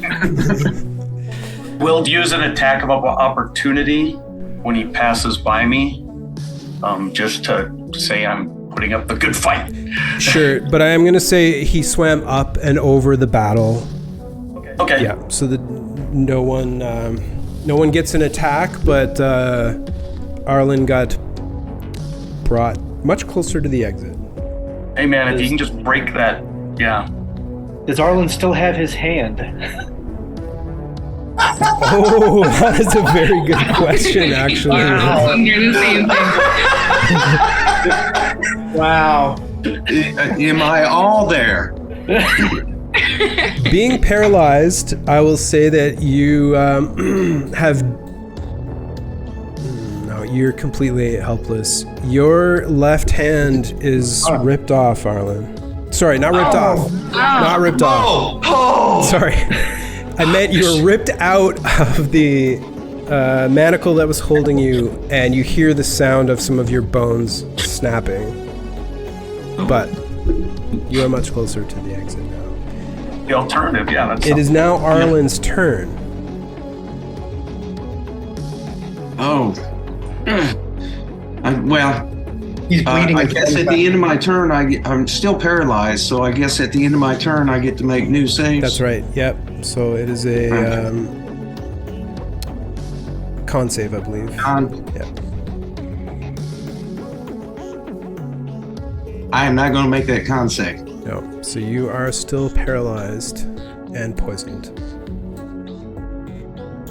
Dorm, it is your turn. You are currently grappled. Well, I'm going to try and break the grapple first. We will do that. Yep. That's better. 16 is the DC for escaping a giant octopus grapple. Okay. Yeah. So you are currently free of the grapple. We will move, but that was my action, wasn't it? Yeah. Okay, so I'm going to move as far as I can up between them. 5, 10, 15. Sir. And in order to get an attack of opportunity, if they have a 15-foot range, I'd have to leave that 15-foot range. Is that correct? That is correct. Okay, so Bolts is going to go ahead and move up as well, and put him. Can you just put him? We'll say next to me. We'll say. Let's see. Maybe we'll put him next to me, in between me and the camera, or between. Yeah, do you see what I'm saying? Here. Maybe go back one. Yeah, right there. That works. All right. And there is. I don't think there's any. I can't take an action. That's everything. He could attack. We'll do that. We'll have Bolts attack. Okay. The octopus immediately to his left. Yes, sir. Go ahead and make your attack roll, please. We're gonna fight something here. Actions, attack. Bolts. He takes a bite out of him with a 19 to hit. Yeah, he does. Roll your damage. And he will chomp on him for 9 points of damage. 9. Not 12. 9. All right. With 9 points of damage, you tear off a tentacle. Bolts tears off a tentacle. Feel very satisfied. Good Bolts. Good Bolts. Right. Again, I'm going to be going 1, 2, 3, 4, 5, 6. Actually, no, I can't use logic. 1, 2, 3, 4, 5, 6. My logic was going to be that the creature already has Arlen in its claw, and so the octopus would know better than to mess with someone else's lunch, but we don't use logic in round 1, so... 6 is Windwalker. Well, I'm popular today. I know the feeling. Listen, so pretty. That is the octopus leaving? Yeah, okay. When it leaves my space, I will also do an opportunity attack. Actually, if it does. Dorm, we're gonna have to redo your movement because you were grappled. Oh, you broke free of the grapple. No, I broke the grapple. Sorry, I just left this on, so... okay. I'm a simple man. Luckily. Yeah, luckily. Take that! Sushi! Stay in character. Okay, so it will...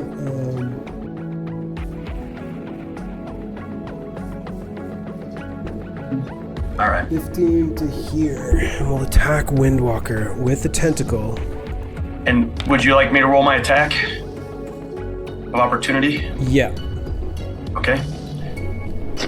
18 to hit Windwalker. It hits. Okay.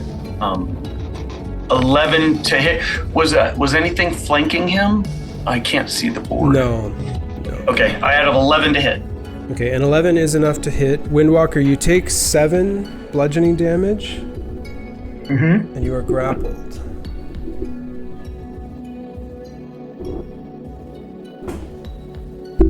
Six points from me again. 6 points. Off another tentacle. Okay, second octopus. This time, 1 or a 2 is Dorm. We go from there. It is a 1, so it is coming after you, Dorm. Gotcha. With its tentacle, that is a 7 to hit. All right. That ends the octopi's turn.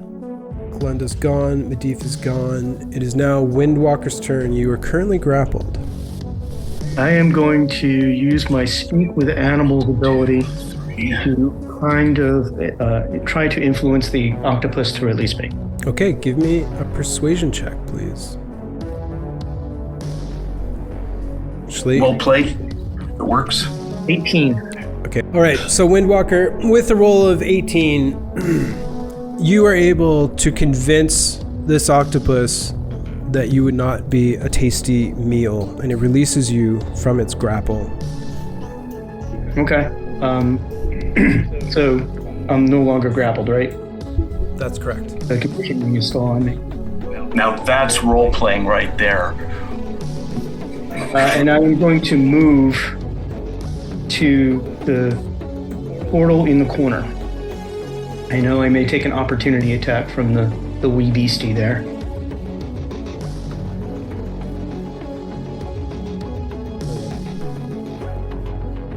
Yeah, that will allow an attack of opportunity from this creature. A 21 to hit. That hits.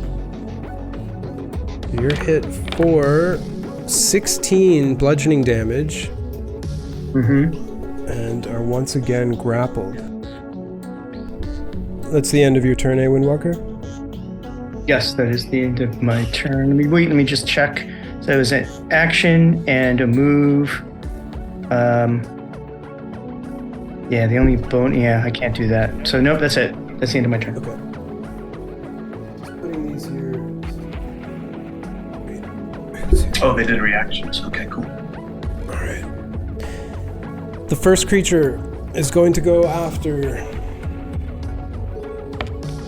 5. Me.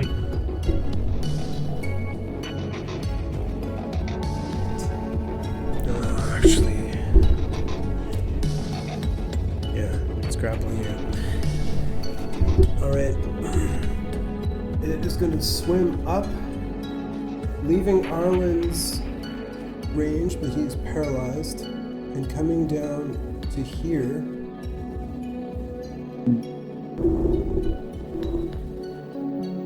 Who's he going for? Me. To attack Dorm. Oh, he dragged me with him, huh? Yeah. Okay. Is he? Who is he attacking? I'm sorry. Yeah. Oh, I thought I was a 1-2. It was, but I've been, like, it's who's closest. Okay. I've been working my way back. Oh, its position was not. Yeah. Oh, gotcha. Okay. If he's attacking me, if Bolts is within range, we'll do it at disadvantage. Okay, yep, sounds good. First is a 15 and then a 25. The 15 will miss. Okay, the second creature, rolling to see who he's going after. That is also a 5, which again... Well, that's not good. Actually now, a 5 is... Oh. 6. He must dash to get to Windwalker and cannot attack. Arlen, it is your turn. I need you to make a saving throw, please.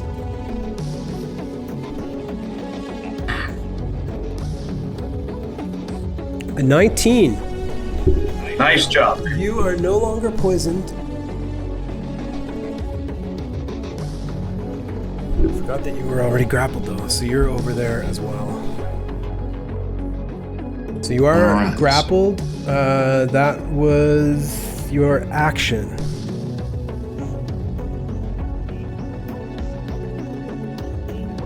That was my action. Yep.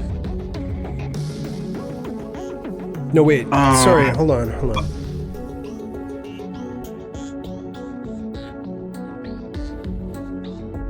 You can repeat the saving throw at the end of your turn. So actually, that's your Okay. entire turn. Yeah. Okay. Dorm, you are up. Well, my path just got blocked by Claude Sushi. So if you could turn the camera for me a little bit and let me see the best way I can try and move through all of this funness. It looks like, so we're just swimming, so moving through people isn't really an issue. Is that what we've been doing? Well, you can move up and around, yeah. Okay, cool. We will, I think I can go,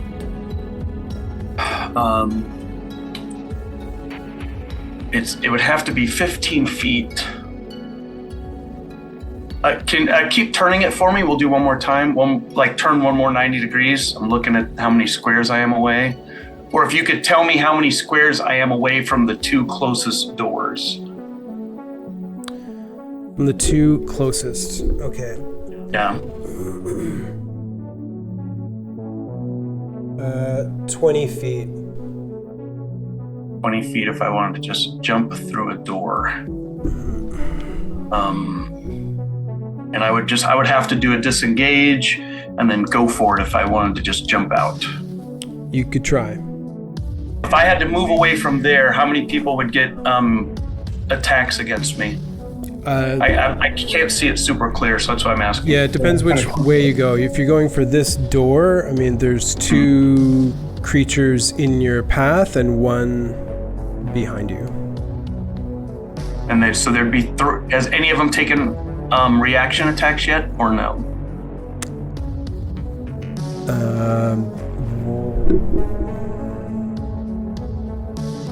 No. So we passed their turn already. Okay, I'm going to cast Expeditious Retreat. Okay. And then I will take my normal move through them. Okay, so you're casting Expeditious Retreat? Yes, sir. All right. And then I'll take my move and a dash. Okay. So this is doubling your movement. So you have 30 movement to use. So you're going exactly. Yeah. You're going up 5, 10 to get over these guys. 15, 20, 25, 30 would get you to the gate. However, all 3 get an attack of opportunity. So am I making it to the gate or no? We have to wait and see. Gotcha. First, if the octopus hits you, which is a 19 to hit. I want to cast shield. Okay, so you cast shield as a reaction. Yes. The octopus does not hit you. Now the 2 other creatures.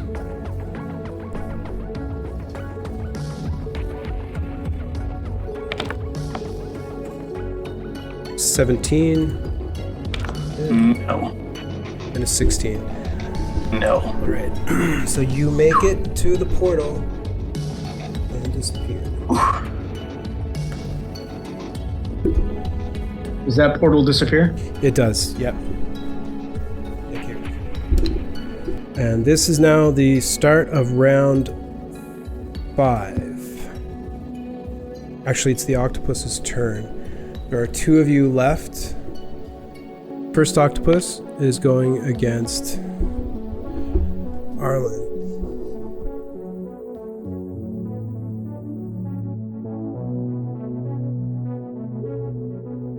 Moves up to here. Arlen. It's a 22 to hit. For 12 bludgeoning damage. And you are grappled. All right, I just dropped. Sorry, guys. Yep, no problem at all. So while you were gone, things got a little bit worse. The giant octopus came over and a 22 to hit. 22 to hit. Yeah. And that did 12 bludgeoning damage. And you are grappled. I think I was already grappled. Yeah, I know. Now you have an octopus trying to tear you away from a lobster creature's grasp. There's plenty to go around, boys. All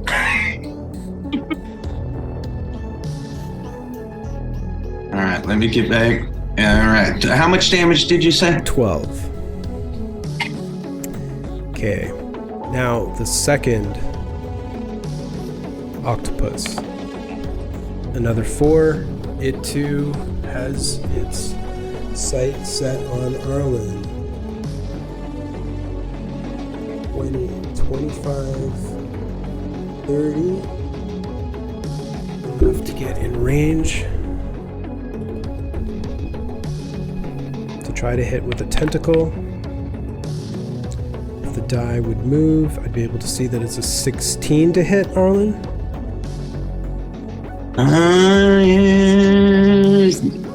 Go ahead and use the Fate Sphere. Okay, Fate Sphere being used. That would get you worse. 20 to hit. Just go ahead and take it. Let's see what we get. Okay. I'm just going to mark off the Fate Sphere. That leaves you with 1 left, correct? I have 2, but I was going to ask you to confirm 3 at the beginning of the night anyway, so... Okay. You're probably right. No. I think You're good. You got 2 left? Yes. Yeah, okay. I think when you told me to remind you to use 1, that translated into you automatically using 1. Oh, okay. 12 bludgeoning damage.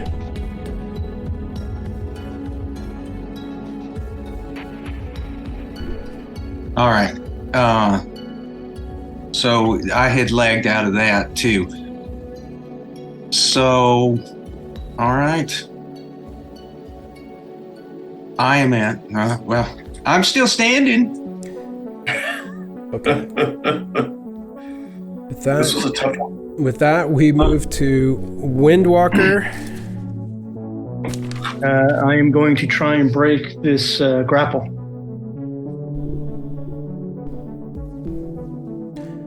Okay. Is it a strength check? It is, yep. Is it just a strength saving throw? An athletics check, please. Athletics check. Okay. 23. That is definitely enough. You are not grappled. Okay. I am. Can you tell me, because it's very cluttered right there, how far away the nearest portal is to me? Looks like it might be 25. It is 25 feet away. Okay. I am, as a bonus action, going to cast Zephyr Strike. Okay. Which increases my move speed by 30. Means I can move 30 because it's half speed, and allows me to move without provoking opportunity attacks. So I am making a straight line for that portal and going through it. What does that bring your movement up to total? 60 in a normal circumstance. So half of that would be 30. All right. So you make it there, 25. These two had already used their reactions, and it hasn't gotten to their turn yet. This one had used his... The spell doesn't provoke opportunity attacks. No, you're right. You are gone. Thank you, sir. Thought it would have been gone a long time ago, but... Yeah. Okay. So, Arlen, it is now the first lobster's creature. You are the only contestant remaining on the board. It has you grappled. It will use its other claw to try to attack you. That is an 11 to hit with that other pincer. That is a miss. It will then use... Oh, sorry. Oh, that's an octopus. Exactly, yeah. What's the matter, buddy? So it's a +6, so it would be a 12 for this creature. So that does not hit. But 12 still misses. Yeah, exactly, okay. So,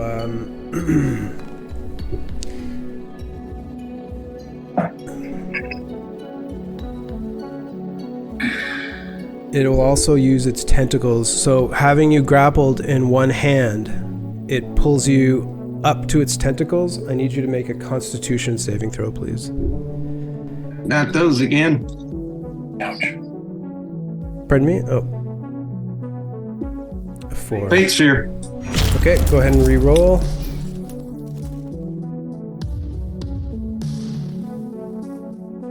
And one more time. All Fate Spheres used for a final roll.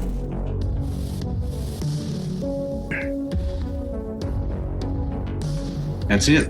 A 13. A 13 is enough. So you are not paralyzed or poisoned. Yeah.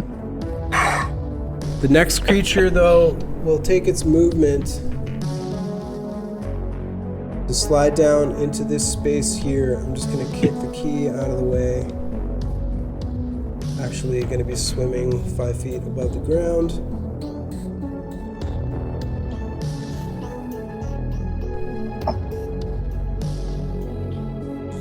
I'm going to come over to here. So already being grappled by 2 creatures, Arlen. It's not looking good. It's going to make a pincer attack with advantage because it is flanking, which is a 25 to hit. Oh, can't do anything about that. And you take 8 damage. I am unconscious. With its second pincer attack at advantage.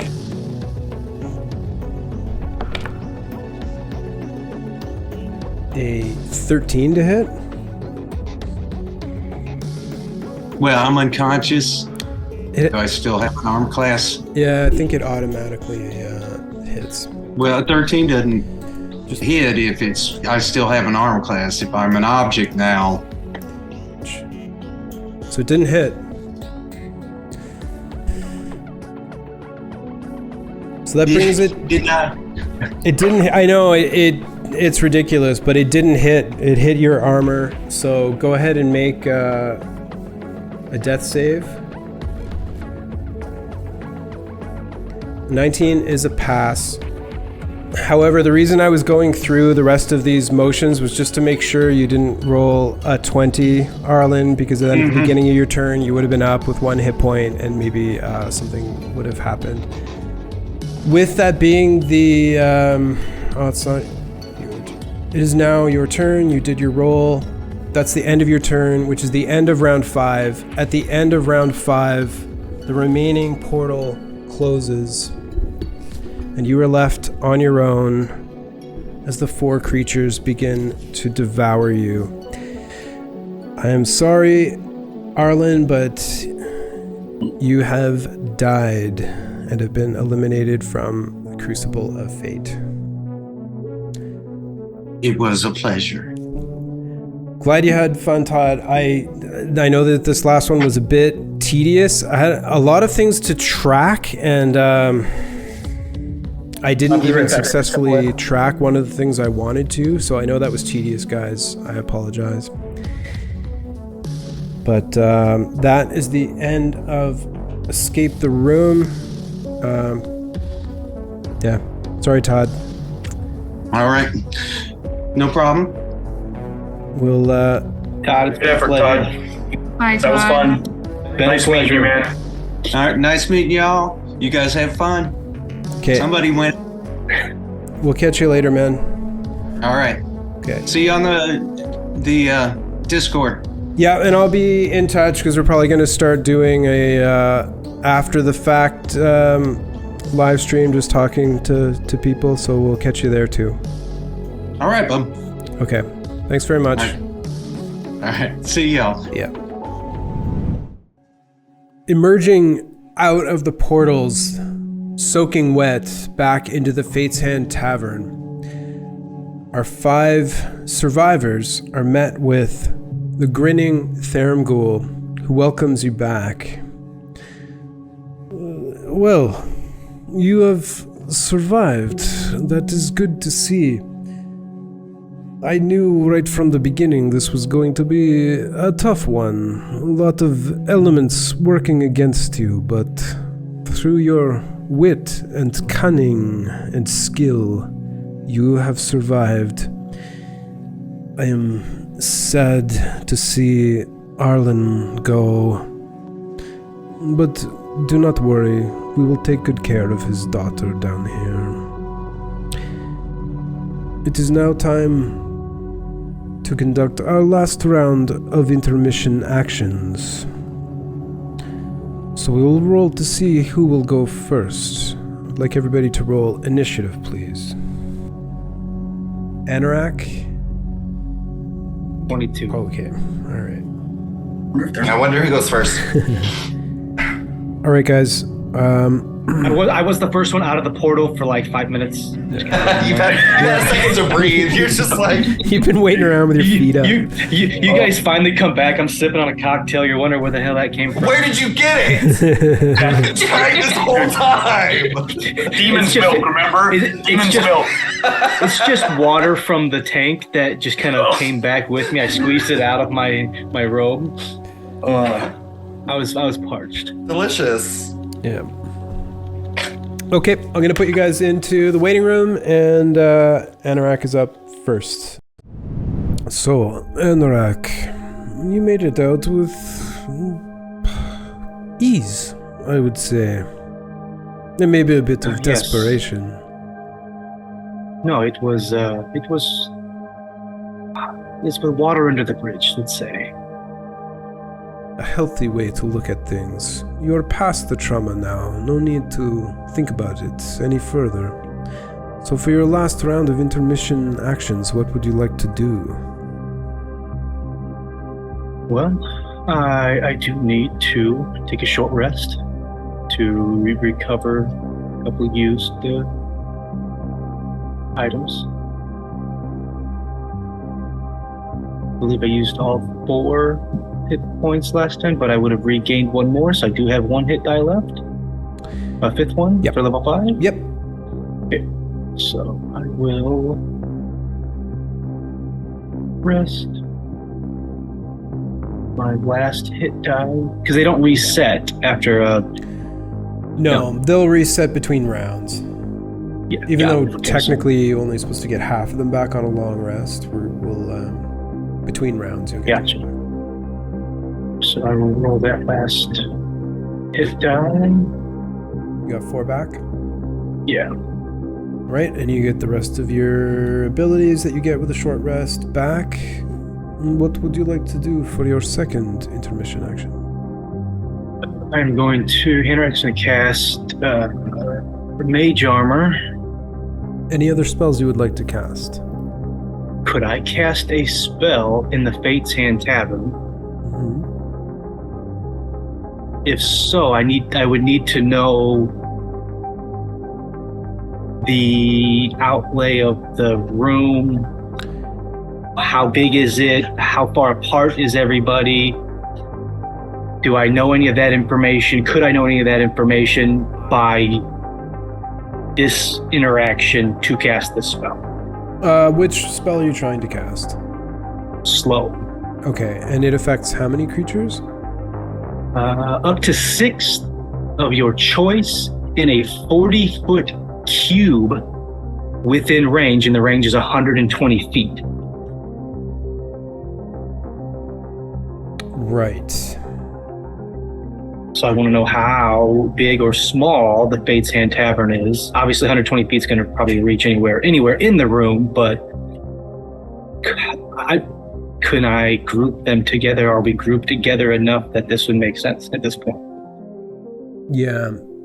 So there are no real dimensions per se to the Fate's Hand Tavern.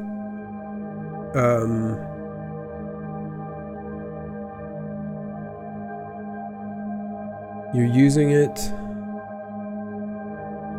I would say it just triggers right before you go in, when everybody's grouped together. So so we're walking in, and I cast it as we are all walking in. Yeah, and it's an action casting time? It is an action casting time. It is a concentration. Okay, concentration. So I would say that they're gonna know it was you. Sure. No, that's perfectly fine. That's not the issue. Okay. All right. Would you like to cast a third spell?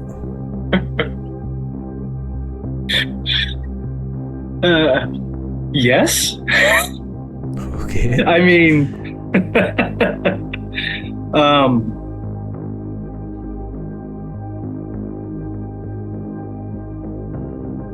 You are drawing a bullseye on your chest.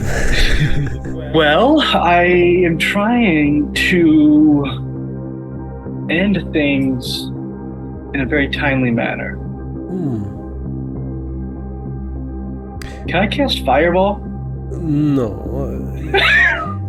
The rules with casting is that you cannot cause damage to any other contestants. Oh yes, within the yes, that is correct. That is correct. Damage wasn't. But I like All where right. your mind is at. Because and then the only reason I thought about that was because when you were saying as we're grouping together, walking in, but then I was thinking it wouldn't work because I would already use that time to have cast the other spell, but then the damage negates that altogether. I do believe I've caused enough damage without actually physically causing damage. Okay, so mage armor and Slow. And slow right before we go in. Okay. Hello, Glenda. Hello. You survived. Barely. Oh, it's just my natural wit and charm. What can I say? I guess maybe now you know perhaps not to speak when you are underwater. You know, in hindsight, probably not the best decision, but I'm here, so it could have been worse. It definitely could have been worse. You could have been seafood. So, 2 intermission actions. What would you like to do?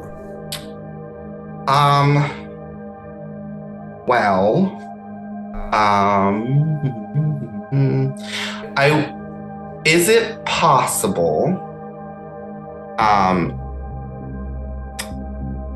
to try to patch up my hand enough using one of my intermission actions to make it semi-usable? You could take a short rest. A short rest could potentially do that? Cool. So a short rest sounds great for the first one. Okay, go ahead and roll. You have at least 1 hit die left because you gained 1. And yep, I still have 2. Yep. So if you want to use one of them, and I'll use both of them because why not? Yep. I'm going to use my Song of Rest as well, so I'm going to go ahead and add in a d6 just to be safe. So 46. No, it's just gonna be 1. So it'll be 2d. I'm gonna use 2 of my hit dice for 2d8, and then an additional 1d6. Oh, right. Those are d8s. Yep. Yeah. Okay. Yeah. But I'm only 4 hit points down. So. Yep. No problem. And for your second intermission action. I would like to parlay. Let me look at my notes because I wrote this down. With Dorm. Just one moment. Dorm, you have been summoned into the parlay circle by Glenda. Would you accept or decline? Yes, I will accept. Very well. You have 5 minutes to parlay starting now. Hey, Dorm. Glenda, I'm so glad you made it. Oh gosh, I'm so glad I made it. It was I didn't scary. even see you. You disappeared, and then you were out. It turns out casting spells underwater isn't the best idea. Who could have thought that like speaking underwater is a bad thing? Whew.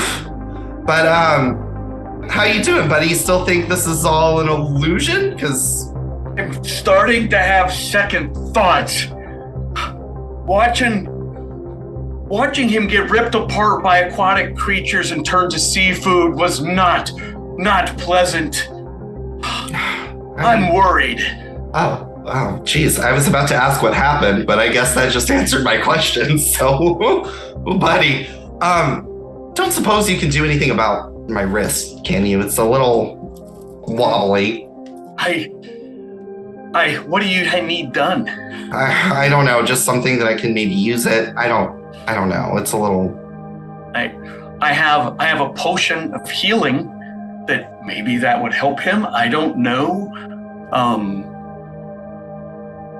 I'm rolling a perception check. I don't know. Is there maybe a medicine check to see if that would help him?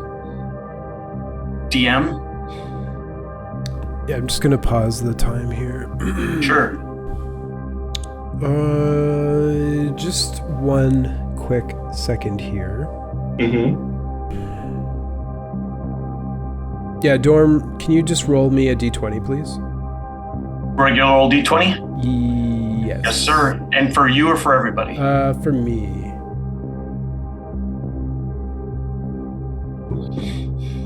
There you go. So, yeah, Dorm, you believe that a potion of healing would definitely help Glenda's hand. Okay. I tell him, I hand it over. Here you go. Take this. Hopefully this will help you. Gosh, Dorm, thank you so much. I really, really appreciate it. Hopefully this gets me through, because I would hate to die down here. I have to mark that off. I had one. It's just the regular potion of healing, the not an enhanced one, so whatever that would be. Okay. I think I actually already have one, so I should just be able to uptick it. Hopefully that's easy, because I suck with Roll20. Okay. This is D&D Beyond. Not even the right thing. I started your clock. Guys, hold on. I started your clock again, and I'm just gonna add 30 seconds to it, so you're at like the 2-minute mark right now. Perfect. So I reach down, I pat her on the back and go, take that, little friend. I hope that helps your hands. I don't know what's gonna happen in there, but well, I will not try to hurt you unless you try to hurt me. I think that whatever happens there should definitely be a lot of fun, whatever the case may be. And I definitely survived the real world, even though I'm very small somehow. And I can't wait to show you guys what I'm capable of. And I'm going to try to use my words of terror feat, if possible. Okay. What does that do to me? Okay. Oh man, you're doing stuff to me. I would never. Hilarious. It's so funny. I'm just an innocent little gnome. Oh, it's all right. Luckily you got the good-natured big brute, so we'll see what he does. Okay, then Dorm, I need you to make a wisdom saving throw, please. Gotcha. Oops, 1 second. 15. Shit.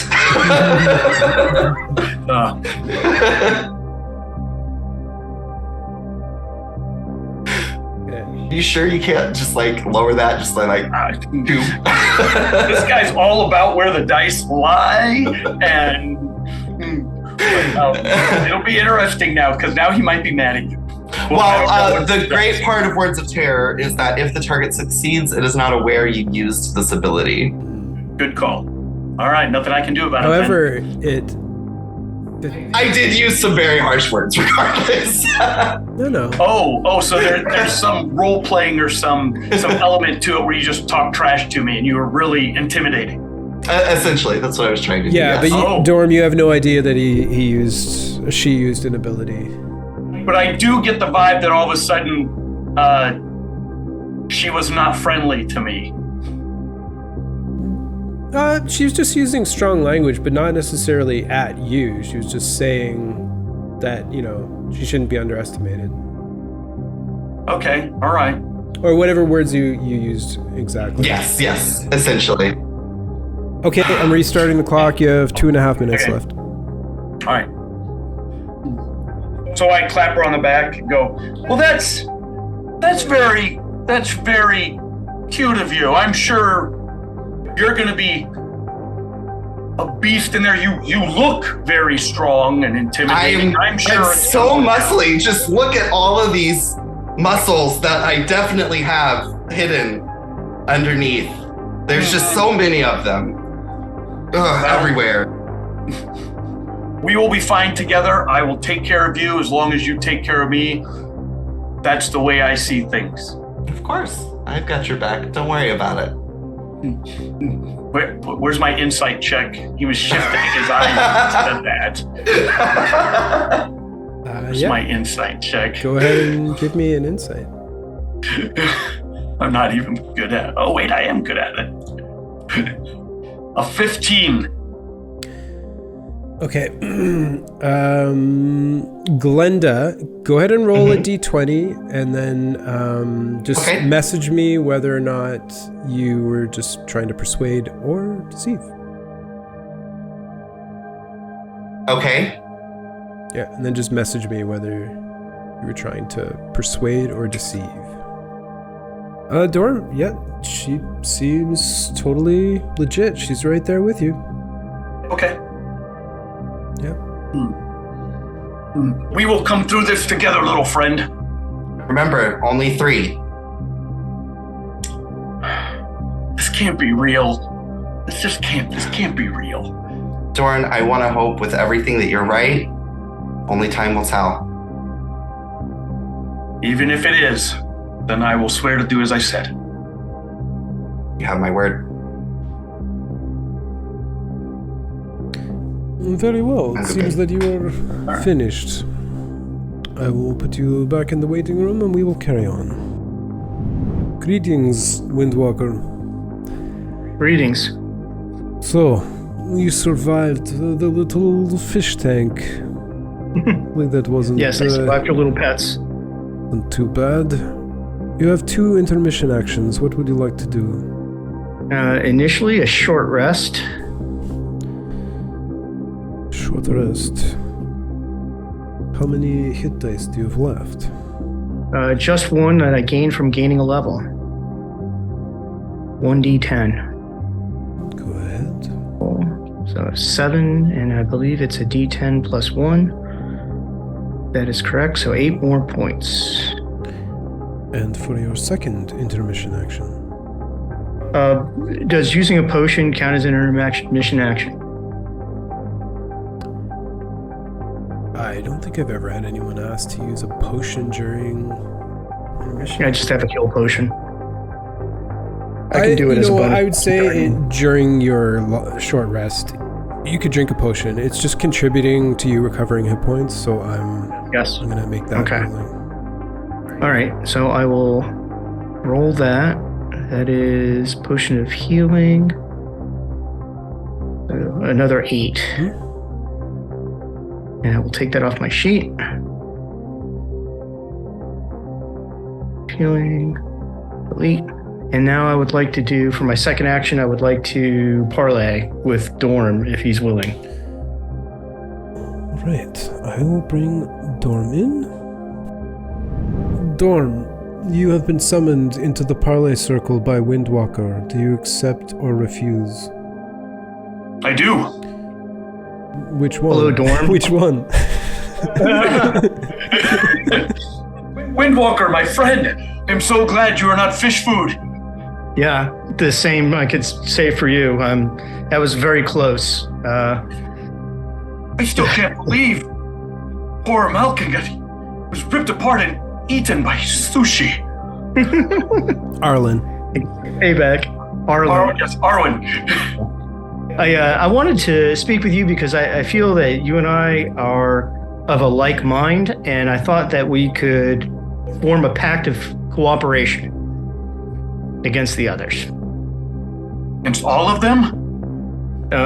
Well, I'm not going to attack you if you don't want to attack me, but I kind of think 2 of the people are probably the most dangerous. The most dangerous, I think, is the druid because of her ability to teleport away from an attack. So that would have to be some type of sneak attack or a ranged attack. The other, I think, is Anorak because he's a spellcaster, but he hasn't really done any attacks. All he seems to be doing is running. So I don't have any particular peculiarities among them. I just thought you and I were of a like mind. We could form a pact of cooperation. Windwalker, you are a beast. You're a giant beast of a warrior. I'm very impressed by you. I don't want to attack any of them. Haven't really even shown my mettle yet, so. But you seem very adept at withstanding damage. Yes, I've come close. It's been not this time, but the previous game is very close for me. I will not attack you. If you are telling me you will not attack me. I have no intentions of attacking you or your little dog. And why would anyone attack a dog? I know, Look how cute he is. After a dog. All he's done is defend everyone, and he will continue to do the same for you, my friend. I don't know. Yeah, I don't know which direction I will go in. I will probably attack whoever attacks me. But that I just wanted you to know I have no intention of attacking you. And I will do the same for you. And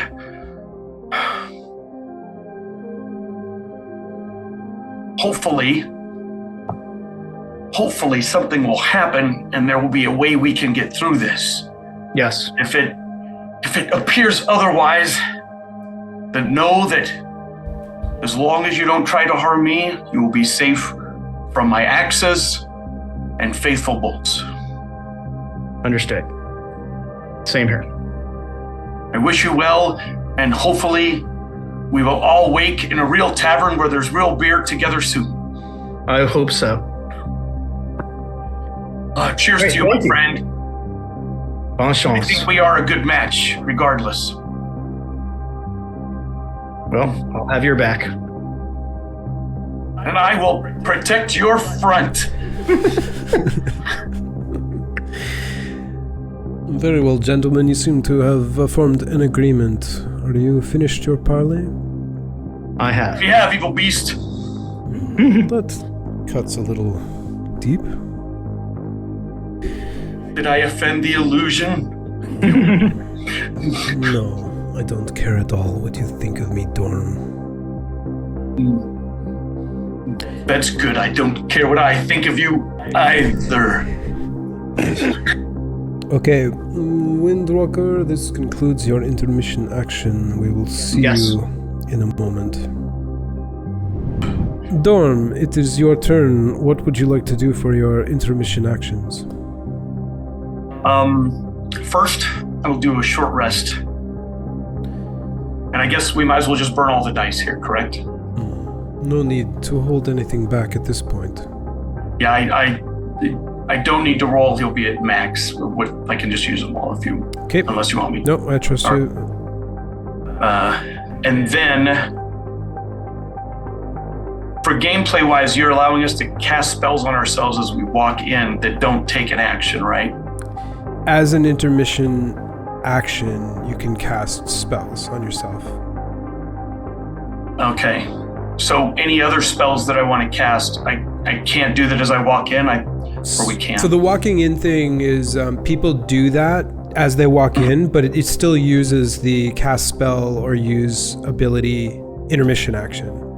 So I would have to bypass this action now, an intermission action, to be able to do that. Yeah, they're one and the same. Yeah, you're using this intermission action to cast spells with a cumulative casting time of 1 hour. Okay, then I will bypass the other action, so I can cast some spells on myself as I walk in. Okay, what spells are you going to cast? The spells, first I'm going to cast See Invisibility, and that lasts for 1 hour, and it's not a concentration spell. Okay. So it just affects me. The next one will be Blur. That is a concentration spell. It'll last a minute, so it will be right as I walk in. Okay. All right. Sounds good. And I will take up both of my second level spots. Okay. All right. So your second intermission action is cast spell and ability. Excellent, Dorm. I wish you luck in the battle to come. Remember, only 3 can survive. See you momentarily. You're a terrible, evil creature. Hopefully your day will come. Thank you. And hopefully I'm there for it. And I will be there. I hope you're there too, Dorm. because I will rip your fucking head off. That seems really graphic and violent. It doesn't have to be that way. It's a conversation you started. I am simply responding. I just said I was going to kill you. I didn't. Greetings, Medivh. Hello. I see you have dried off. That's good. I guess there's some advantages to being a fire shepherd, huh? Yeah, and also being a shark. You have 2 intermission actions. What would you like to do with them? Does the archivist only know about rooms and creatures here, or do they know about contestants as well?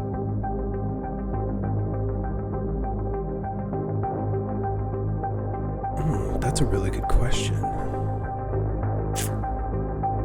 What are you angling at? What do you want to try to get to know before?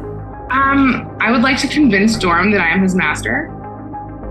And so I want to know more about his master, like his name, maybe some things that only he would know that I could use as like persuasion. Okay.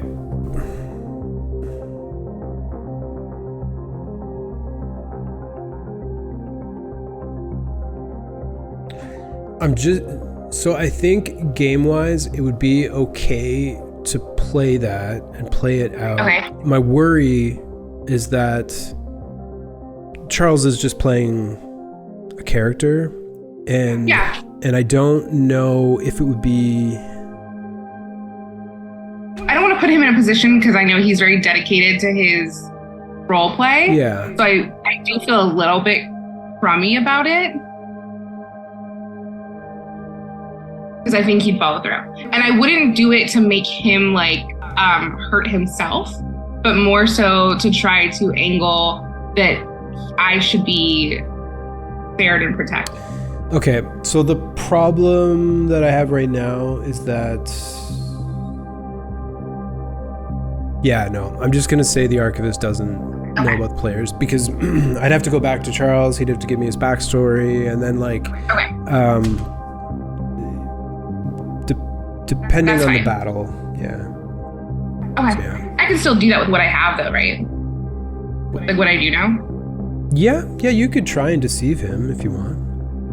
Okay. Medivh, what would you like to do for your 2 intermission actions? Well, luckily I didn't have any damage last round. So I think that I'm just going to take a short rest so that I can work on my spells. Okay. Sounds good. And for your 2nd intermission action? I don't need a second. You just like to forfeit your 2nd intermission action? Yes. Very well. Then we have completed the intermission actions. I will see you in a moment. I'll bring everybody back in, actually. It is good to see all of you together once again, one final time, before your party is split. Bless you. Your intermission actions are now complete. So, Windwalker, it is up to you to roll a d10 to determine your battlefield. Okay.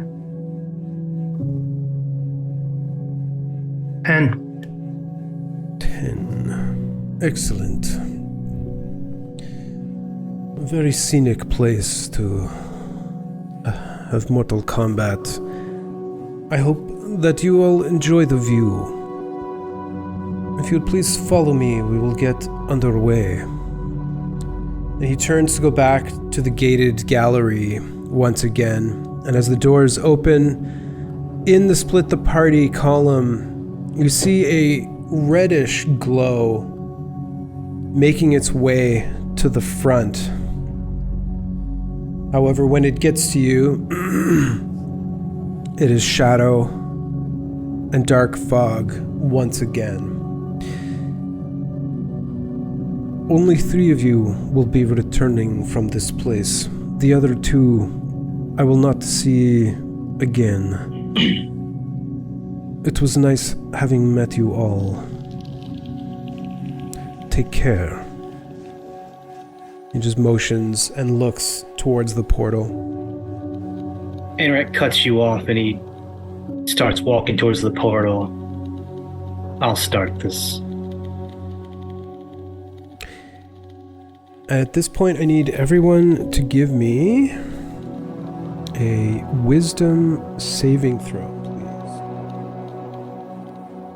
Sure, it can't be anything else.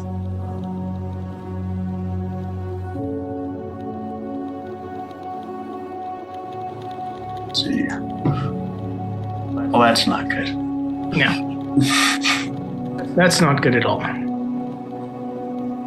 Windwalker, Glenda, and Dorm, the three of you, your rolls have failed, and all three of you are slowed. Half movement rate? And I don't like that at all. I believe when you're slowed, you can only take either an action or a bonus action, not both. And I believe you also lose your reactions. You also get a -2 to your AC and -2 to any dexterity saving throws. Wow. Well, that's not good. The die has been cast. Not been my name.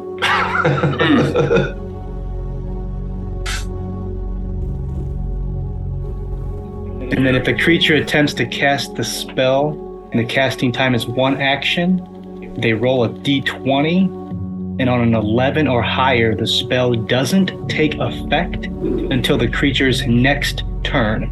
Wow, that's really slow.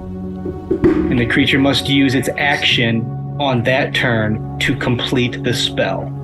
Holy cow. Okay, so I've marked the three of you as slowed. Do we know what caused this effect to us? Yep, you know that... He just jumped into the portal. Yeah. Oh. Yeah. He was higher on the initiative order, but you do know that Anorak was the source of the spell. So we now jump to Dorm, who's also casting some spells. Yes. Okay.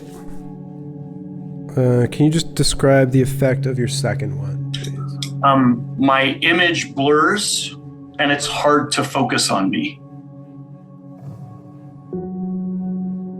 Okay, I'm just going to put a white token beside you to represent...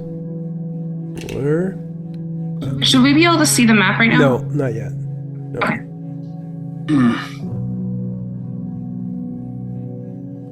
Do I have... Is there... I'll wait till my initiative. What is it, my initiative? Is that why I'm describing my spells?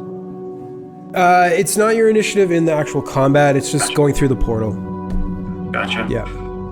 As I step through, I say, I can't believe Anorak just did that to us. I can. I'm going to kill.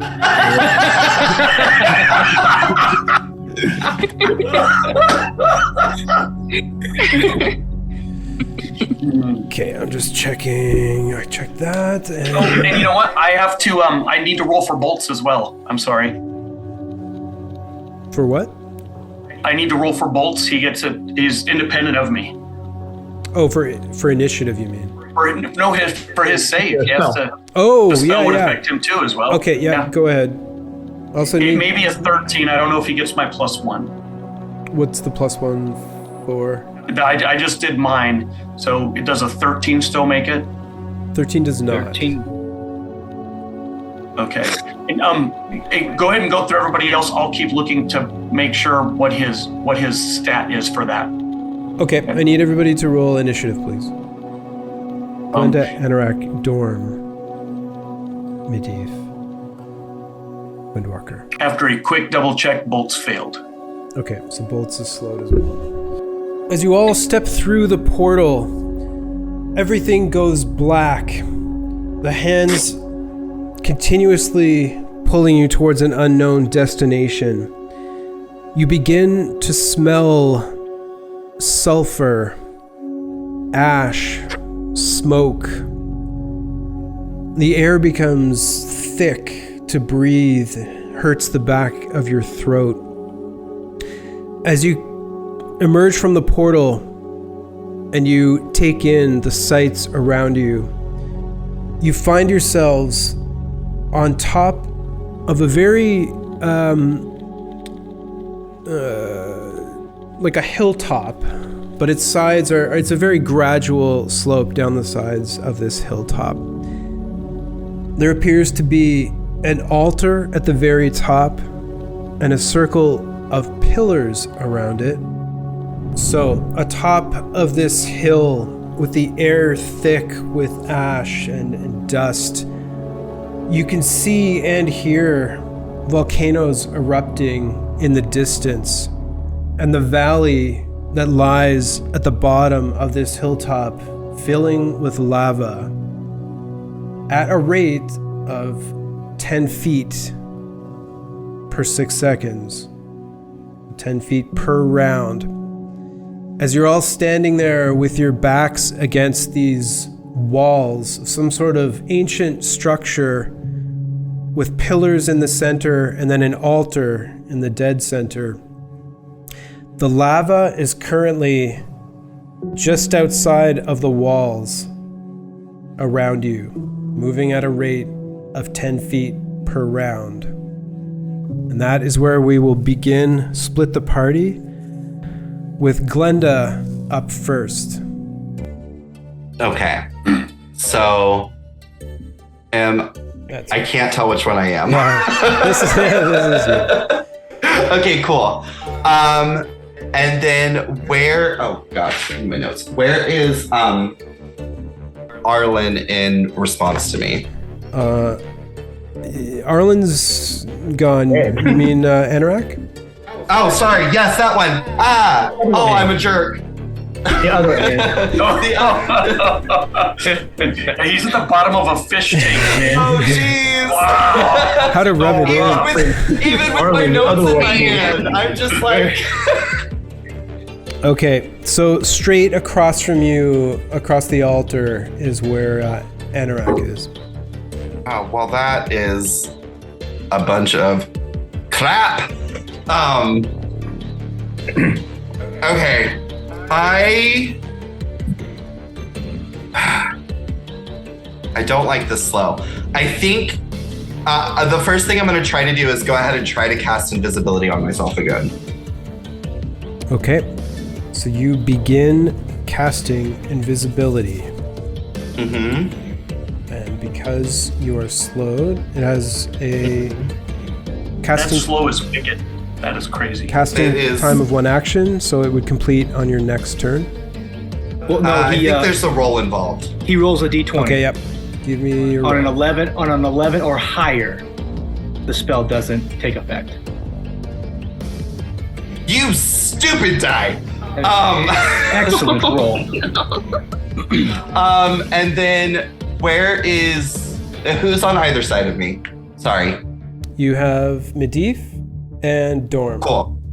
Okay, I'm gonna take the limited action that I can to move towards Medivh.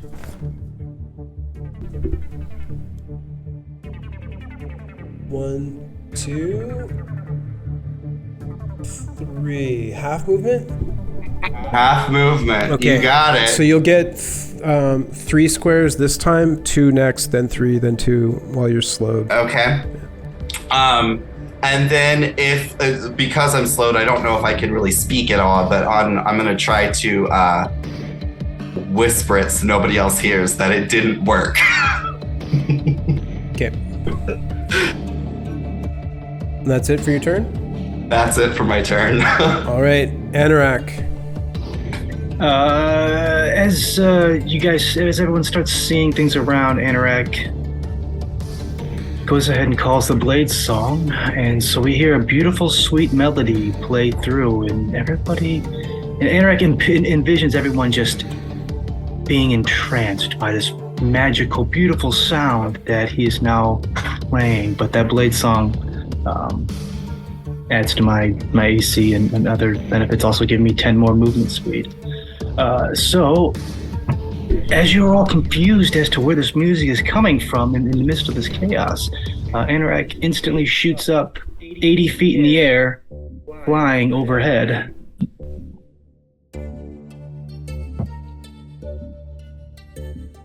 Can I ask what that condition ring is on Anorak?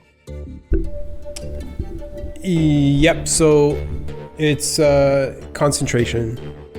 Okay, thank you. Is this second spell a concentration spell? No, this is just... Nope, the Blade Song is just a feat ability. And then the flying is just flying. Flying 80 feet. It's my movement. And I am going to fire off a fire bolt towards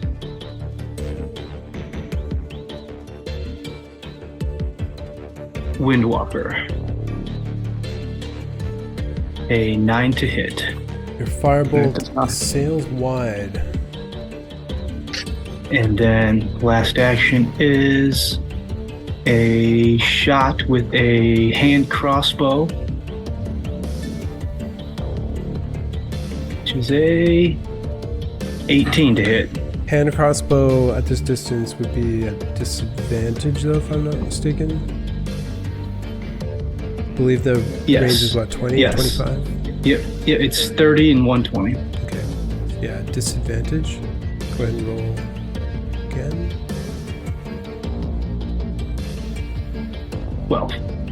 12. I assume Windwalker 12 does not hit you. That does not hit. Yeah. Your bolt ricochets off the wall behind Windwalker. It is now Dorm's turn. I'm going to move forward as much as I can. So I think 15 feet.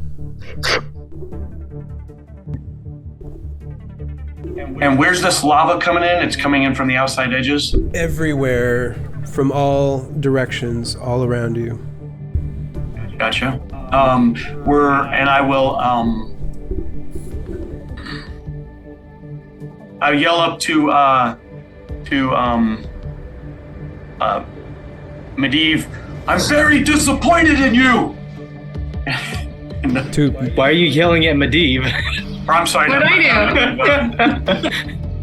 How do I pronounce his name? Molken? Anorak. Anorak. I'm sorry, that's right. Yeah, Arlen was played by Todd Mulkin. Yep, my bad. I just did the same thing. I yelled at Anorak, I'm very disappointed in you. And I'm going to hold my action, and I will attack anyone that attacks me. I will have... I will move up bolts, move him up 4 squares next to me. Okay, with your held attack action, what's in your hands right now? I have a throwing axe and then a shield in my hands. Okay. Sounds good. And Bolts is moving where? Bolts will move up next to me. He'll do his, I think he's got 20 feet of movement. Oh, and then we'll do 2 saving throws. So first one will be for me. 12, 13, does 13 make it? No. I'm going to use a luck point and re-roll that.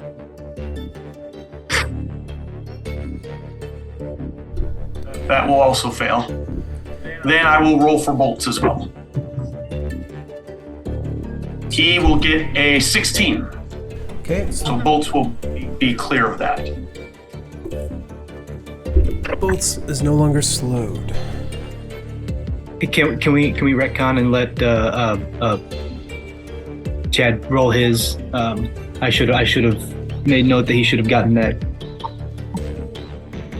That's the. He didn't roll at the end. The saving throw at the end of his turn. Oh, yep. Go for it.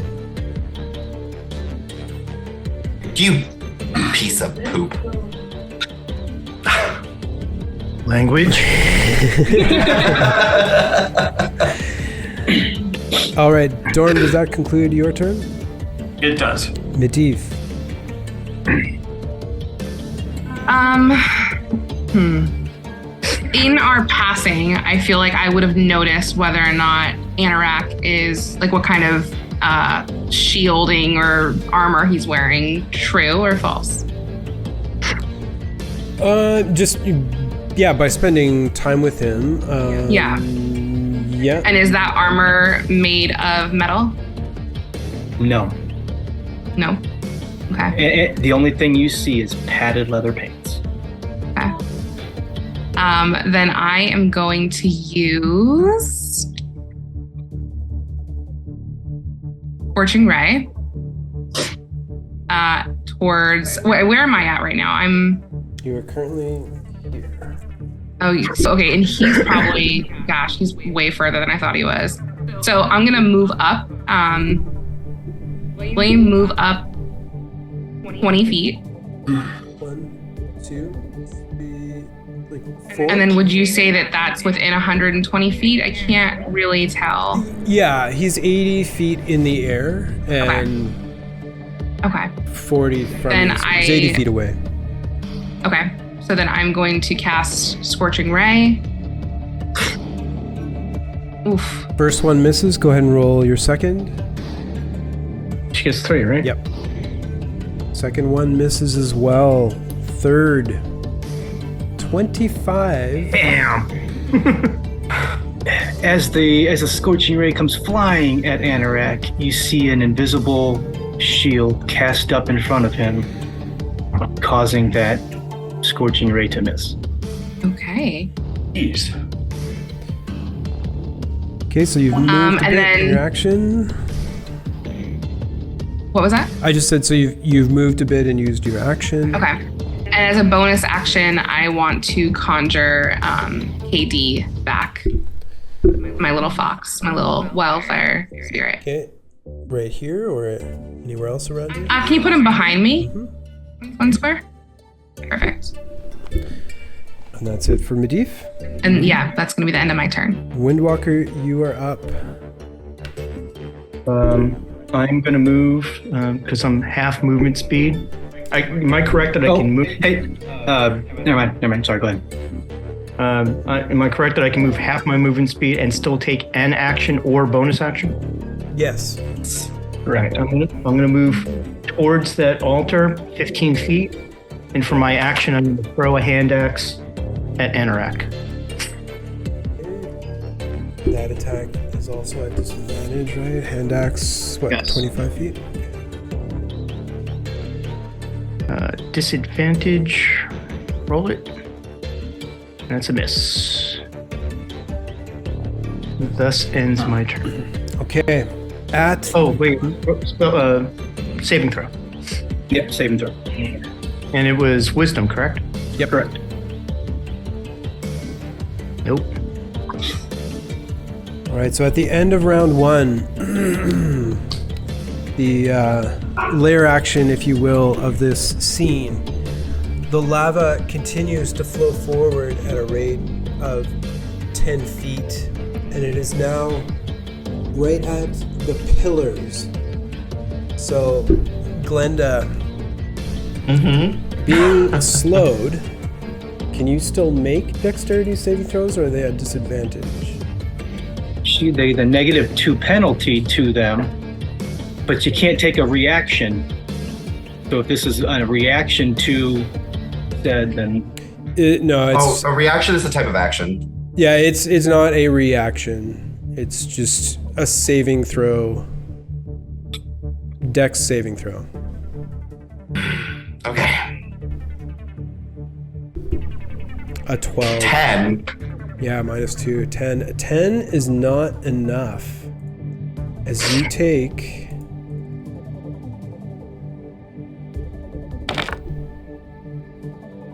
19 fire damage.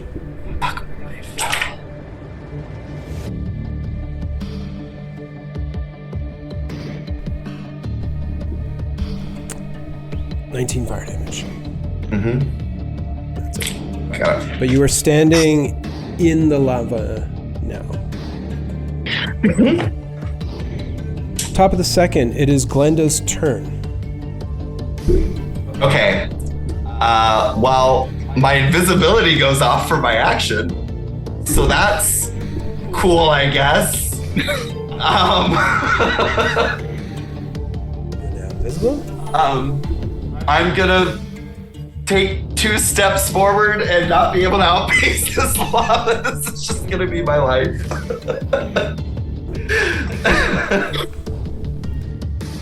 Okay, and that is the end of Glenda's turn. Anorak. Can I make my saving throw real quick? Yep. Yes. Sorry. You're fine. It's Harsh. Anorak, it is your turn. As you hover above the battlefield, the lava underneath you now, as you stare down at the shrinking amount of battlefield around underneath you. Anorak does just that. He stares down. He sees Medivh tossing these scorching rays and says, I can do that too. No. And he fires one off at Medivh. 25 to hit. That does hit. However, can I use absorb elements? Yeah, it's a reaction, is it not? Yeah. Yes. Yep. I'm sorry. What kind of damage is it? Fire. Scorching rays fire. Okay. Then you know what? I'm not gonna use it. Never mind. Okay, go ahead and roll your damage for your first one, Anorak. 10. So 5. Yep. Second one. scorching ray. Is a 9 to hit. That does not hit. And third one is a 13 to hit. Okay. So do I take the lesser of that if I have it, or do the higher? I'm sorry. That doesn't hit. No, yeah, 13 doesn't. So, just the first one hit. That was my action. And I go ahead and shoot another hand crossbow. So as part of your second attack action, you could reload and fire. But your arcane focus is currently stowed. Okay. And I still have a bonus action. Yes. Fair enough. Okay, so... Does that make sense to everybody? Mm-hmm. Okay. So I'm firing a crossbow at... Who did I say this time? Did I say? I don't know if you said it was me, but I'm pretty sure it was me. Oh, okay. Since you sent the scorching rays at me. Here it comes. That'd be a 19 at disadvantage. At disadvantage, hold on. I forgot, I'm at disadvantage. So it'd be a 9. That does not hit. Okay. And then I go another 80 feet up in the air. No, yeah, so I'm now 160 feet in the air. Isn't flight movement only 60? My flight is from a potion, so all I get is my movement speed as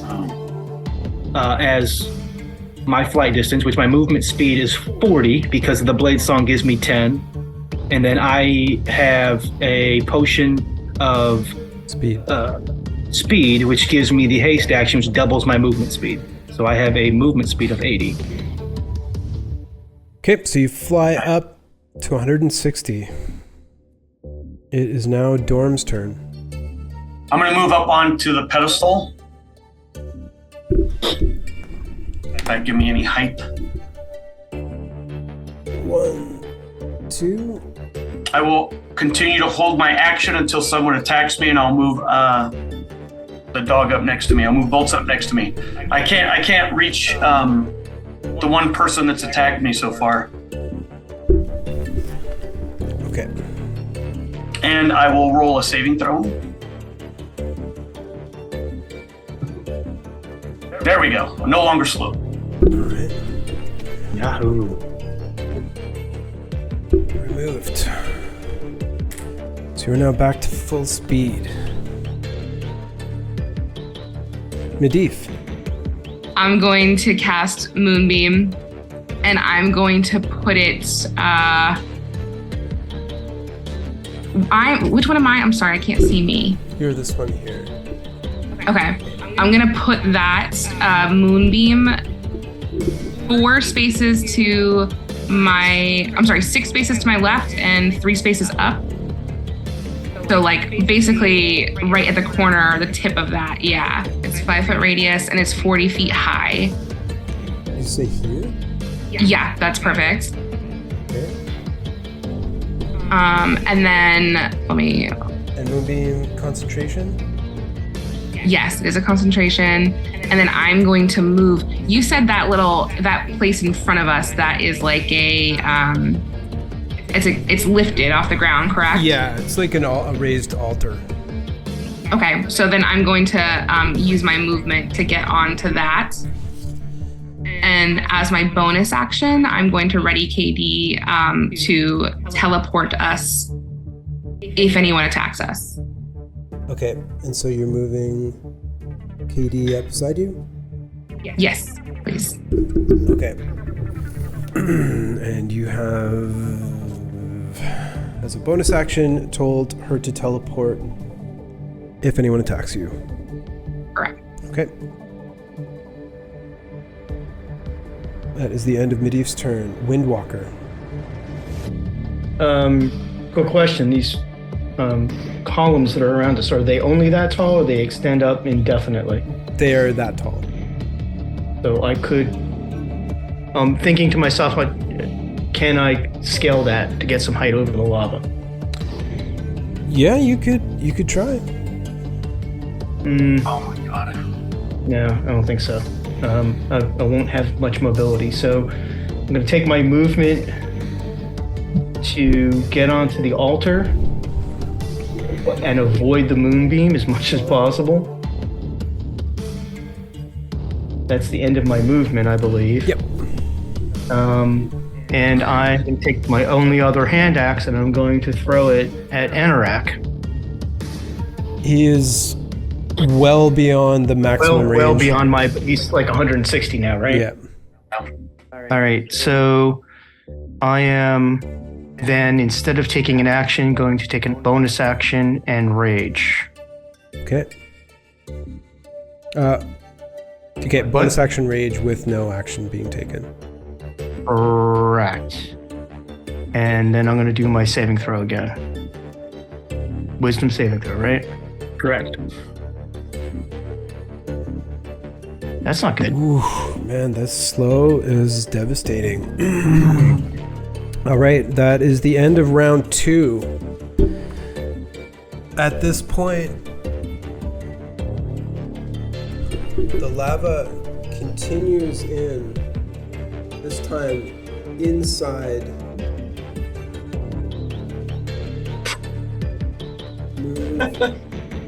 I'm in the way. I'm sorry.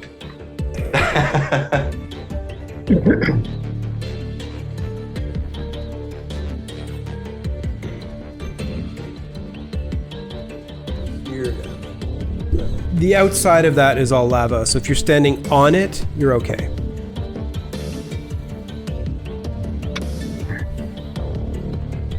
Sorry, I should, just for clarification, it's not slowing. This is where it is at that altitude. Yeah, I gotcha. That's where it is.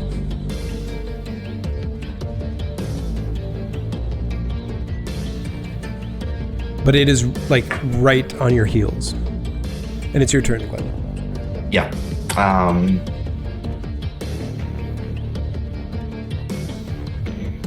I have nothing for this. The only thing that I can think to do, let me read invisibility here real quick. Yep, no problem. You got your attacks or cast a spell. Okay, great. So that clarification at the end, spell ends for a target that attacks or casts a spell. I'm going to take my now 3 squares of movement to try to move as far away in as I can towards this altar that now has no room for me. You're tiny. I know. So the space is it's a 15 by 15 square. So there is actually. Oh, is there a space? Yeah, okay. Yeah. There's a square to spare. Okay. And then for my bonus action, I'm going to drink a potion. Sorry, just one sec. You were right here previously, right? Is that correct? I that looks right. I'm gonna be real honest. I just having a hard time telling what square's what, so I'm just gonna go based off of what you were telling me. Yeah, so that's 3. You get 3 this round. Okay. Next round you have 2. Okay. And so this potion of healing is 2d4 plus 2. 9. Okay, 9 hit points back with a potion of healing. And anything else for Glenda in round 3? Oh, well, I don't have anything else but the saving throw, so... This is brutal. Anorak, it is your turn. You have 2 minutes. Anorak, being so high is so unrewarding to see the devastation that those of you down below are about to receive. So, using 40 feet of his flight, he comes down, so he is now 120 feet away, looks down upon you and says, "It has been a pleasure, but only 3 of us will survive." And with that, Anorak casts Fireball, centered on Medivh. Centered on Medivh? Okay, that's... Everybody is certainly in range. I need everyone to make a dexterity saving throw.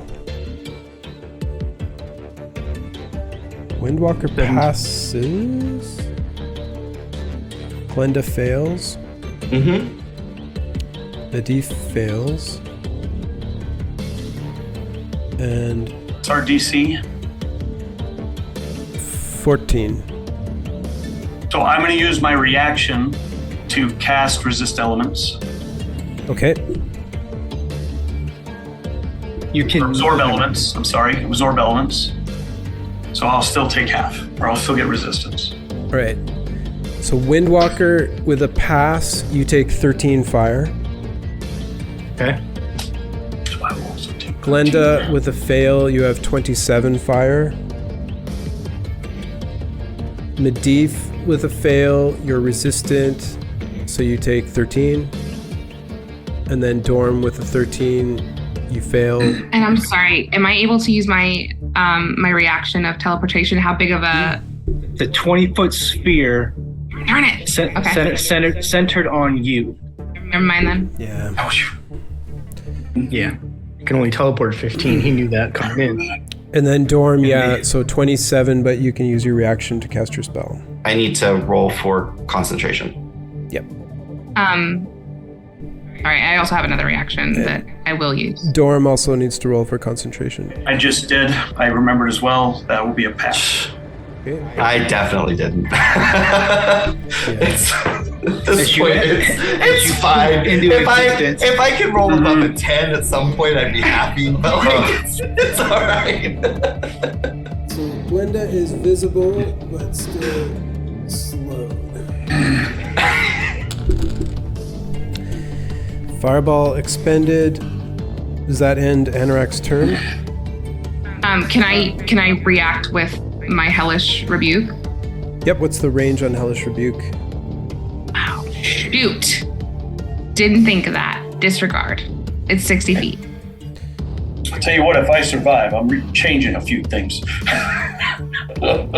So...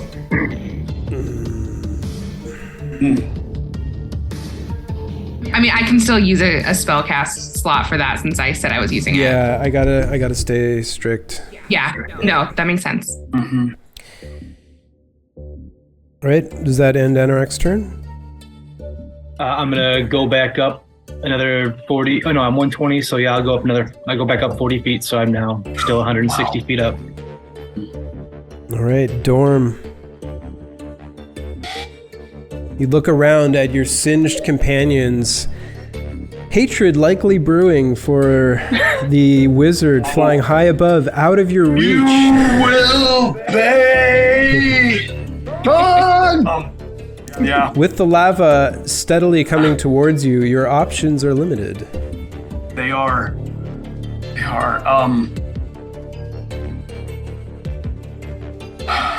I will.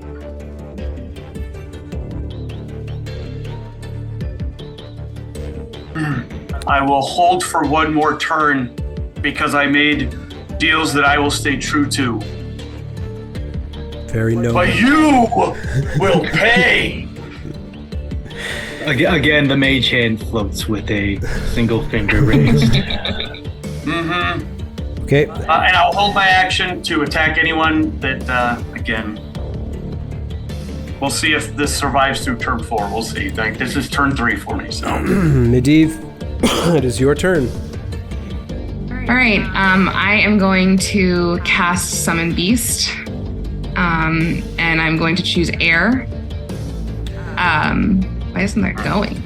Hey, can I make real quick? Does Bolt have hit points? Yeah, Bolt. Oh, he does. He does. We have to make a save for him. Thank you. Good call. And he does have a bonus to that save, so I'm going to roll that real quick. He has made the save. So I think it's 13 for him as well. 13 damage. Yes, sir. I will mark that down. And then what about Thank you for kindly remembering to damage my pet. The fiery fox? Do they take damage? I'm gonna just double check. Is he just resistant or immune? Medivh? I'll save you the trouble. It's immune. Immune? Oh, okay. Oh, yes, he is immune. I thought that might be the case with the fire. So you're casting Summon Beast, you said? Yes, Summon Beast. I'm going to use air. Okay. As you summon your beast, your moonbeam disappears.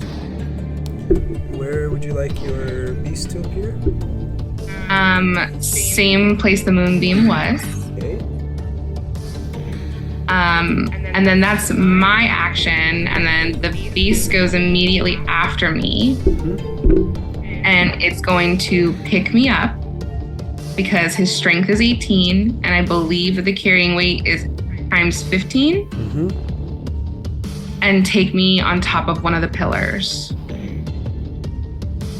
Okay. And can it bring Katie at the same time? Is that? I would assume he just comes with me. Katie is a fox, correct? Yes. Okay. All right. So the beast flies up. And which pillar would you like to go to? The one that's closest. I think it's closest to you. Like this one or this one? To the right of the bird or air thing. Yeah, right there. Perfect. Put you precariously on the pillar. Perfect.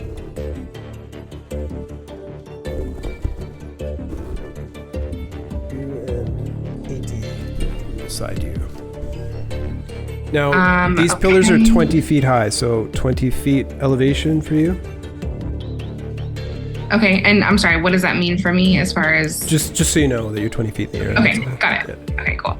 Then that's it for me. All right, Windwalker, to close out the round, it is your turn. Don't really have an attack. No real movement.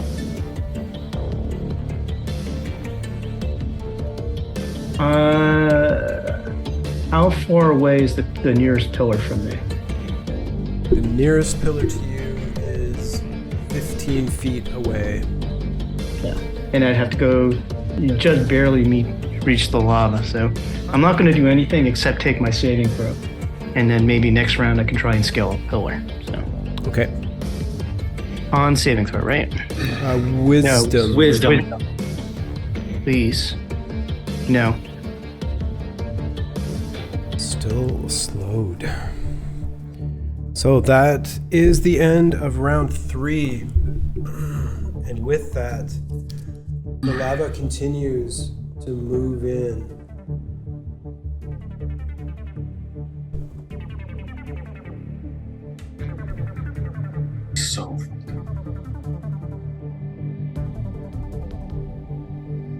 nipping at the heels of Glenda.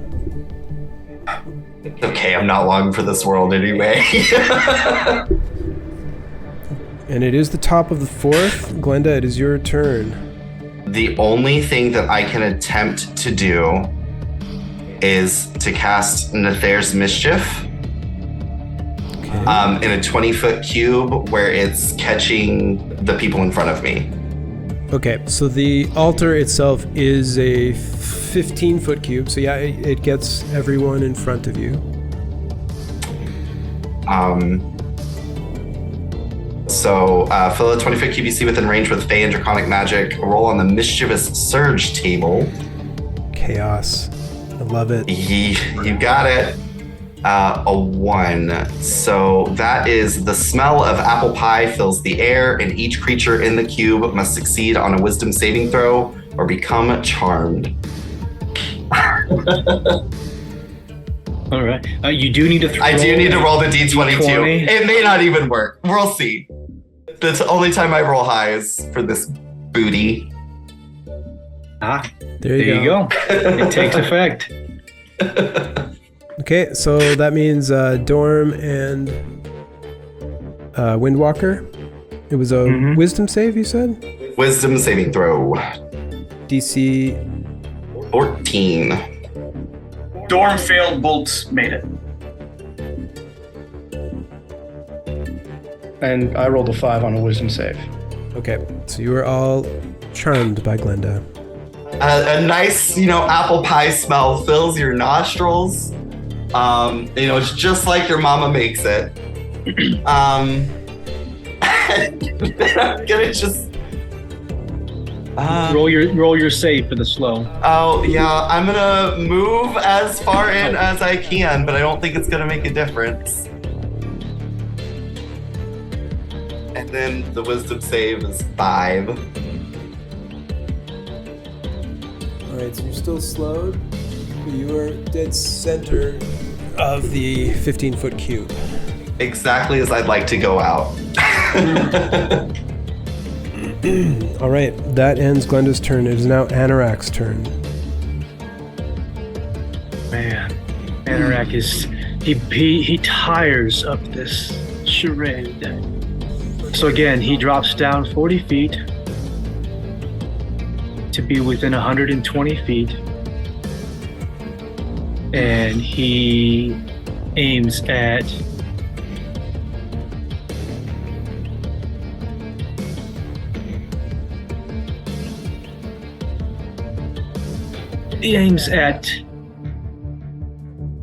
Glenda with his first shot. A 17 to hit. Oh, that'll hit. 5 fire damage. Okay. The charm 5 fire damage. Spell? It is a concentration spell.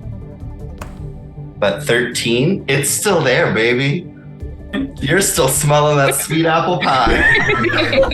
Anorak smiles as well and says, how about another one? Oh. This is just overkill. 10 to hit for the Scorching Ray. And then the third Scorching Ray to Glenda as well is a 24 to hit. Snake eyes. 7 fire damage. And another con save too, please. Oh, you don't need to. I'm unconscious. Alright.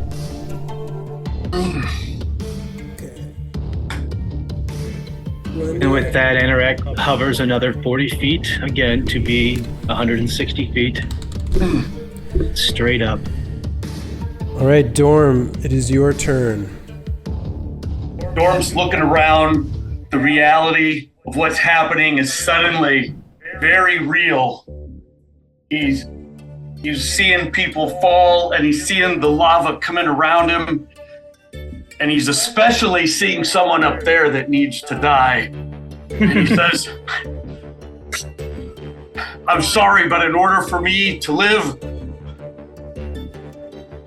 someone else is not gonna have to make it. And he turns and he looks at Medivh. And you seem really small, so you're gonna have to go. And he throws a hand axe at him. It's breaking his heart. So you're throwing a hand axe at Medivh? Yes, I am. And if I need to move forward to get within 60, I do that.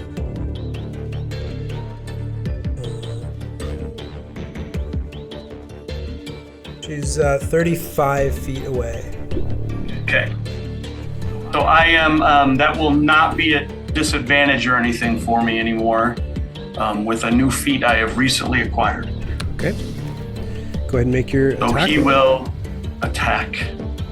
I'm sorry, Medivh. I'm sorry so much. And I throw it, there's like tears in his eyes. And actually, funny. He will attack. A 9. 9 misses. At 9 will miss. My second attack be a 23. That does hit. Okay.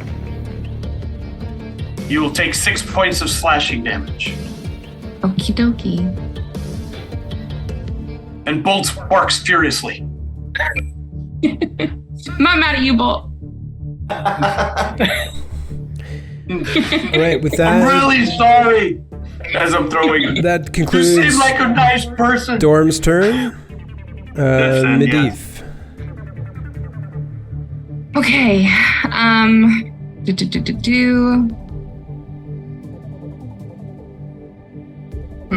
Okay. What do I need here? The first thing that I'm going to do is send. Where'd that go? Where is it? Scorching Ray, unfortunately. Right back at Dorm. And hopefully miss Bolt. Your attack is at disadvantage. Okay. Is that because of Bolt? No, that's the other spell, the one that's causing me to shimmer. Yep. My effect. Gotcha. Makes sense. So I rolled twice, right? Like this was my first one. I roll another one, and whichever one's less is the what is used. Okay. Where'd that just go? That's rolling to hit and the damage. So that's a I'm sorry. So that's okay. It's a 10 and a 9, so your 9 misses for your first scorching ray. So if you want to roll 2 more attack rolls. 21. What's that? Do I do another one? Hit. So just see what your second one is. Oof. 7. Second one misses. So third scorching ray. Go ahead and roll 2 more 20s. That will also hit if you takes it. No. 12 misses. unfortunately misses. So scorching ray misses. I'm so sorry. I'm so sorry. And so that's it for Scorching Ray for me. Mm-hmm. Okay. So then as my bonus action,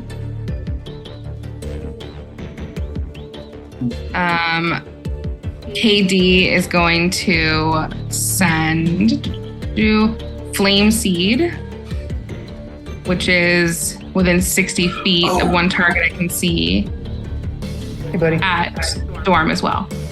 Okay. Hi. Dorm, you look like you have something to say there. Oh. Is there an issue, Dorm? No. I remembered I was supposed to add a D6 fire damage to my first axe hit from the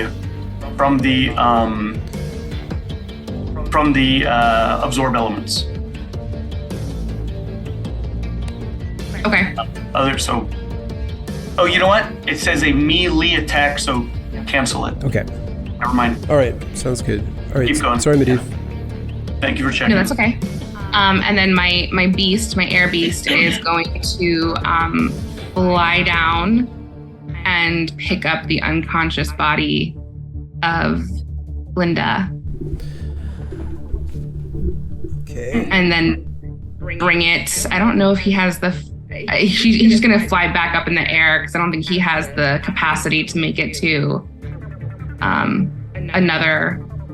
Another pillar? Yeah. He's just going to go up as high as he can. Okay.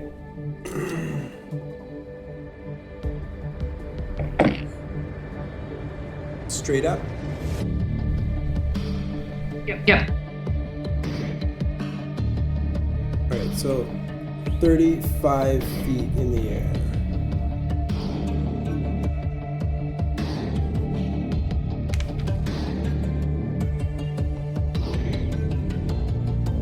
Is that a giant eagle? Like Frisbee. Oh. And you said that your wildfire spirit threw a flame seed? Yes, and for 1 point of damage. Okay, I didn't see a attack roll with that one. Hold please. Oh, I'm really not doing well at this. Oh, it's okay. So 25 for the attack. Right. And then disadvantage. Oh, that's right. 19. 19 will hit me. Okay, 1 point of So damage. just 1 done. point. Windwalker, you are up to end off round 4. I have no actions that I can really take, so I just want to do my saving throw Okay. for the slow. Finally, 16. You are no longer slowed, Windwalker. Okay, and that's the end of my turn because that has to happen at the end of my turn. And looking at the lava, I'm planning my move for next turn. If I wanted to run to one of the pillars, do I have an idea about how much damage I would take from the lava? Just 1 sec. So I'm just gonna... And I'm happy to do an insight check on that if I have to.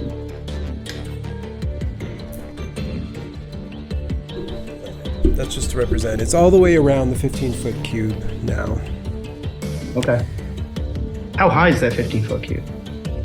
At the end of next round, the lava will flow over the top of it. Okay.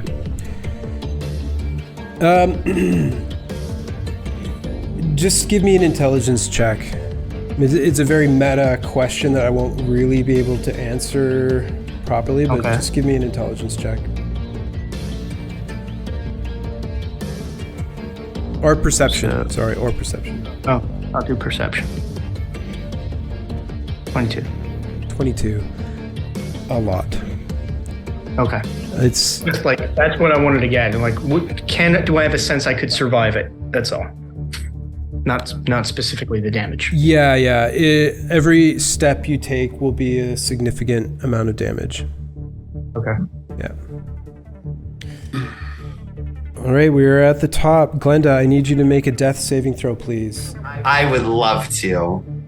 Keeping in mind that a 10 or higher is a success. I wasn't going to say anything. A natural What about 20. a 20? Oh I've got 1 hit point. Yes! Glenda, you wake up. This is the worst dream I've ever had. Yeah. And I just want to double check if Slowed would still be active after you drop. I would say no.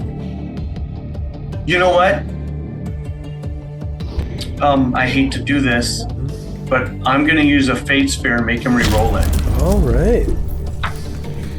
So hurtful. I'm sorry, I'm trying to live.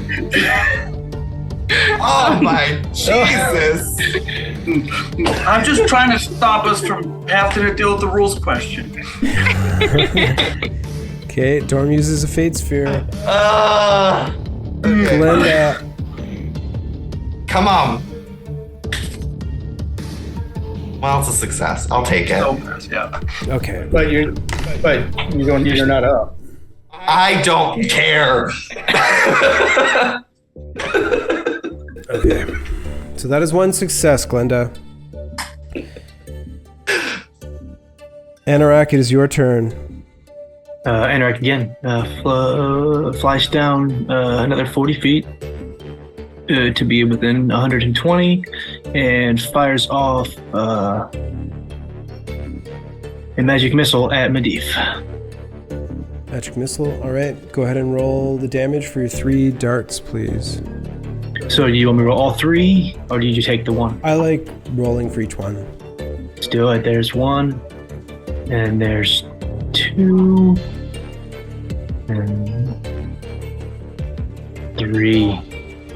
So 12, I believe it's force damage. Medivh. Knocking her off the pillar. I wish. Does it knock me off the pillar? I don't think it does. There's Okay. nothing in the spell Sounded description. good, but yeah. It does not. It doesn't say anything about making, pushing or moving. Does she have to do 3 concentration saving throws now? Yep, that's right. Oh, I do? Yeah, because it's 3 separate hits. So each one you have to roll a concentration save. Oh my god. Okay. You're looking for a 10 here, because none of them were above 10. So first one, you're good. 11 is okay, yeah. And 19. You maintain your go. concentration.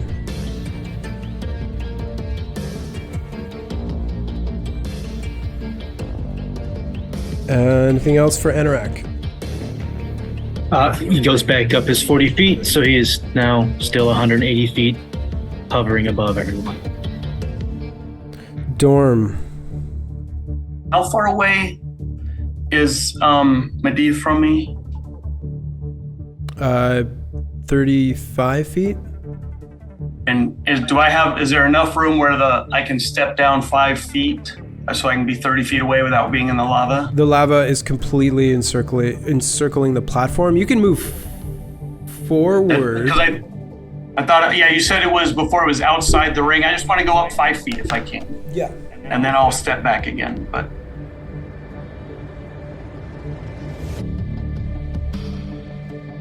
Okay. Yep.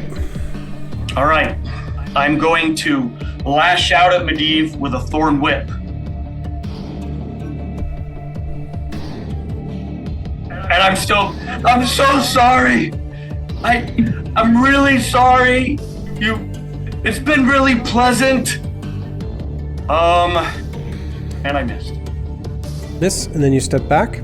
Hold on. I'm gonna probably do another state sphere. I am. So I will re-roll that. You're making me do it. Fate sphere used. Also a 12. 12? No? Miss. All right, one more. Gotta do it.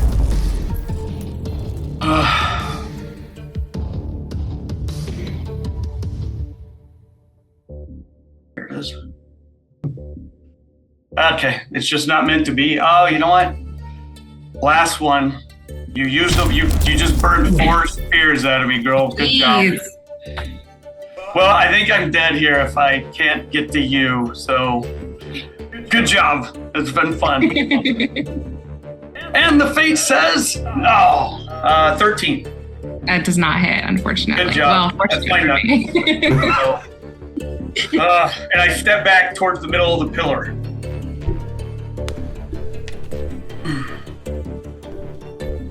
Okay, so you're standing in the middle, Dorm. Mm-hmm. Wow. I just can't. That was terrible.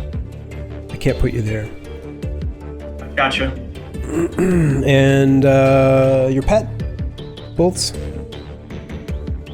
Bolt says he'll be ready. There's nothing within range. Is there anything there to attack next to me? A little fairy or something? I mean, there's a fire sprite, or I can't see no. well. So the air elemental that I think that you're referring to is up in the air. The only thing that's in range of bolts would be Windwalker. All right, then we will pass. And I turned to Moonwalker and I'm saying, you know what we have to do or we're both dead. Yep. All right, Medivh, it's your turn. Okay. I'm in a little bit of trouble here.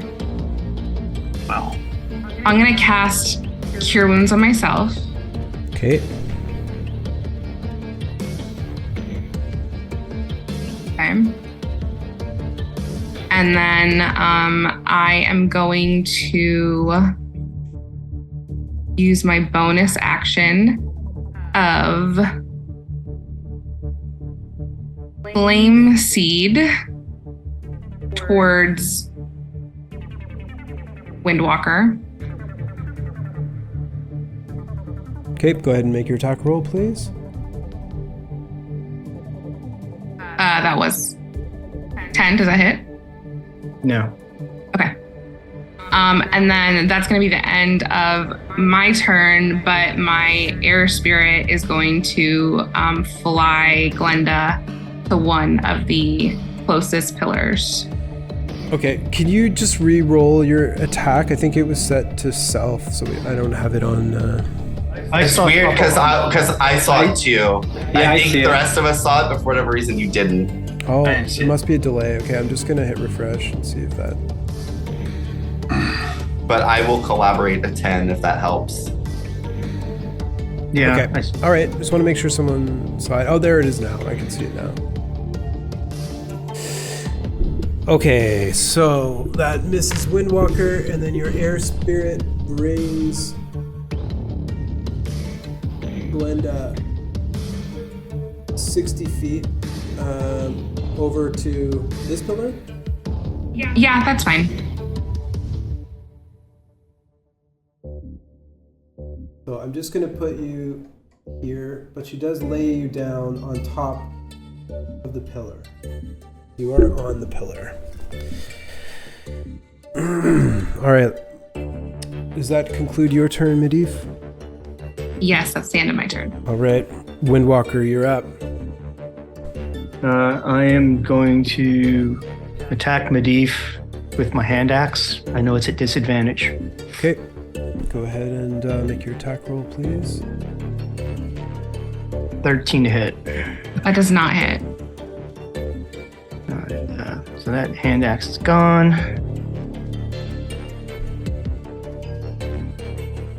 What other actions I have available to myself?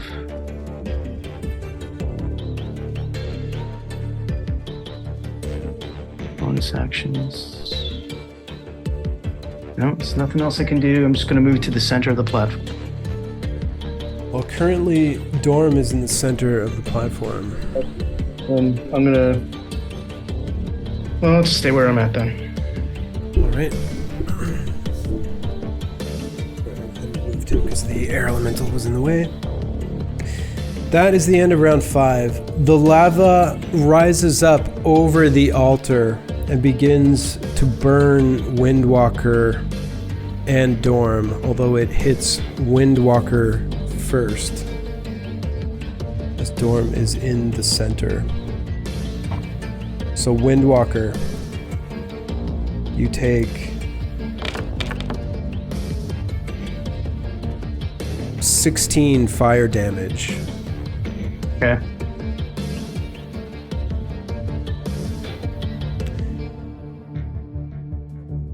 Dorm. Is there any saves or anything, or we just take it? It's just flowing over you now. There's nowhere to go. There's no place to jump. I mean, unless you have something as a reaction that... I do not. Okay. 15 fire damage coming at you. The whole area is now completely filled with lava. We're at the top of the next round. Glenda, I need you to make a death saving throw.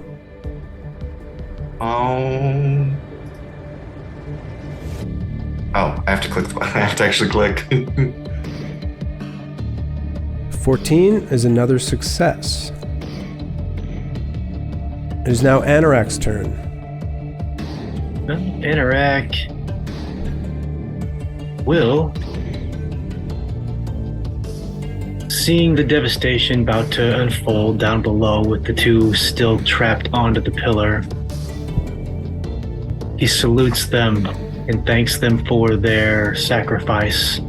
So we all may, so the three of us may make it on. And he adds insult to injury and drops down 40 feet and hits Windwalker with a fire bolt and a 21 to hit. That hits. Go ahead and roll your damage. I do my own salute.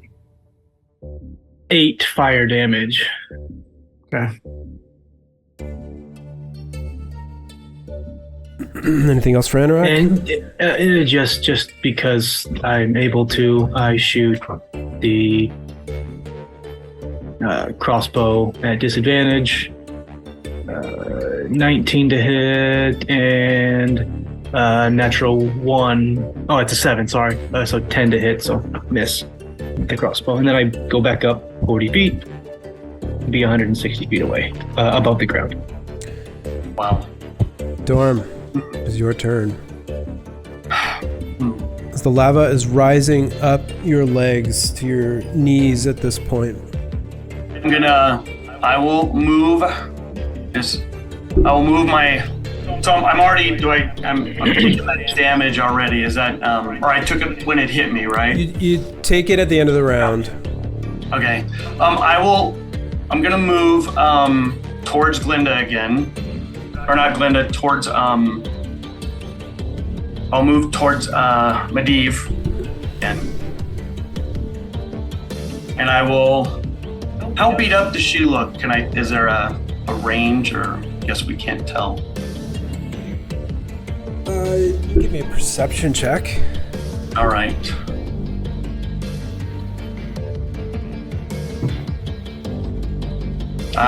My dice are falling apart, so I can't tell anything about her. Yeah, it's hard to tell. You're a bit focused on the searing pain and the flesh on your legs dissolving. Fair enough. We will. That was my max movement. I'm gonna throw the Thorn Whip at her again.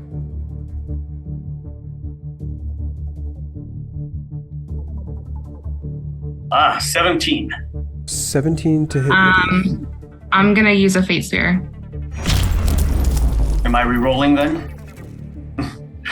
Yes. That was the intention, was it, Medivh? Yeah. Well played. What's the range on Thorn Whip? 30 feet. Okay. Right. 12 does not hit. Well played, girl. And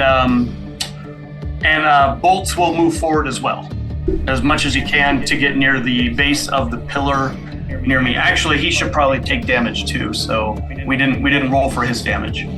Okay. I'll roll the same for him.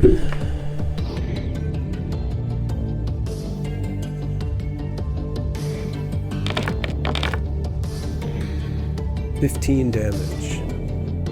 All right, he has one. You still up by much? Look. He will use his action to heal himself some if he can. If you want to keep going, I'm going to look that up to see exactly how that works and how much he heals. Okay, Medivh, it's your turn. Okay.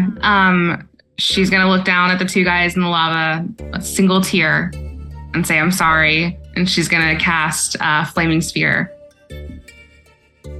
Okay, you cast. I did that wrong. Did I do that right? Sphere. I did that wrong. It's a 5-foot radius from a point, is it? Hold on, let me open it back up really quick. Everything missed. Yes, it's a 5-foot diameter sphere of fire that is in an unoccupied space of my choice, and I want it to be in between the two of them, so it should hit both of them, I believe.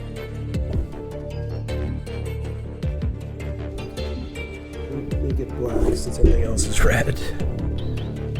So it appears there. Is there a save? I believe it's a dex save, is it not? There it is. 2d6. Oh, I'm sorry. Yes, it is. It's a Dex 14. Okay. 2d6. 8 hit points. Okay, That was for Bolt's hit points back. I found it. And now I'll roll a dex save. Sorry, I jumped the gun on that one. 13, so, 15. Actually, a 5-foot diameter sphere of fire appears in an unoccupied space. Lasts for the duration. Any creature that ends its turn within 5 feet must make a dex save. Oh, okay. Yeah. Got it. The next round that we potentially take damage. Got it. Yeah, and then as a bonus action, you can move it to ram people, but... Okay. That's his hit points. Can I do a bonus action now and do that, since that was my action? Yep. Okay. Yep. So who would you like to ram it into? I'm gonna ram it into Dorm. Okay, you ram it into Dorm. I need you to make a saving through Dorm. That was the dex save? Yep. Yes. All right. 15. That was... Oh, yeah, then it misses. Oh, thank God.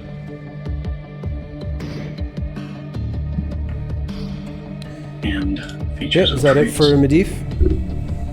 Yes, and then that should end my my concentration for the bird, because now this is my concentration.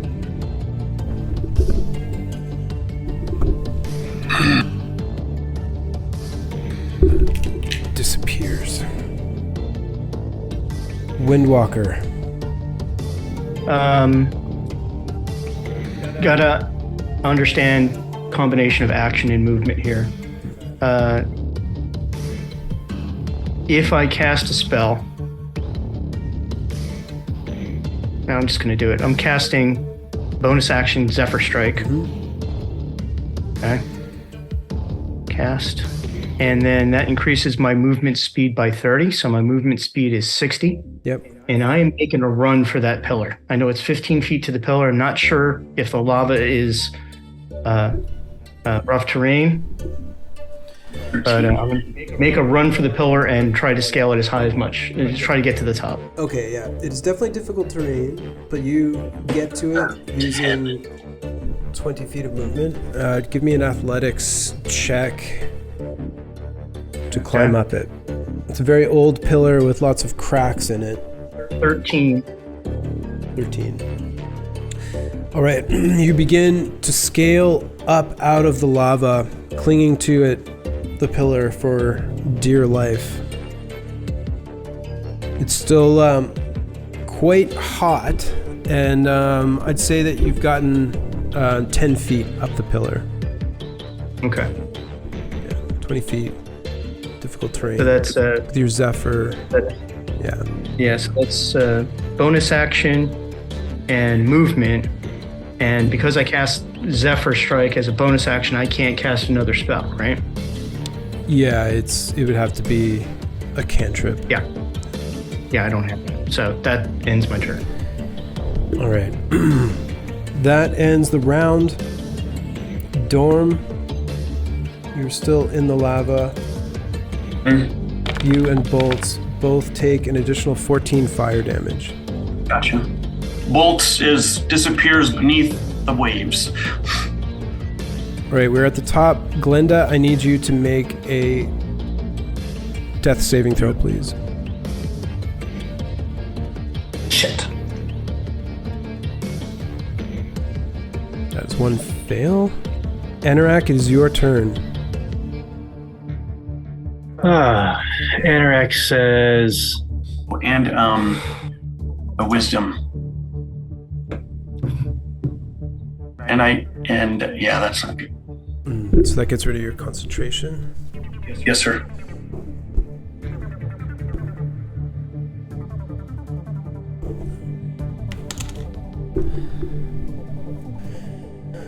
I see you. I see you now. You were very Imperial there. You were very unfocused. I couldn't see you very well there. Dorm? So my energy again flies down 40 feet. No, it probably has to be further than that, probably 60 feet, 80 feet. So it has fly down, down to cast another fire bolt at Dorm. Say 23 to hit. What's the range on the firebolt? 110. 120. 120 or 110? Wow. Fire bolt is 120. So you had to come all the way down? All right, you got me. Yep, I came down and 6 damage. All right.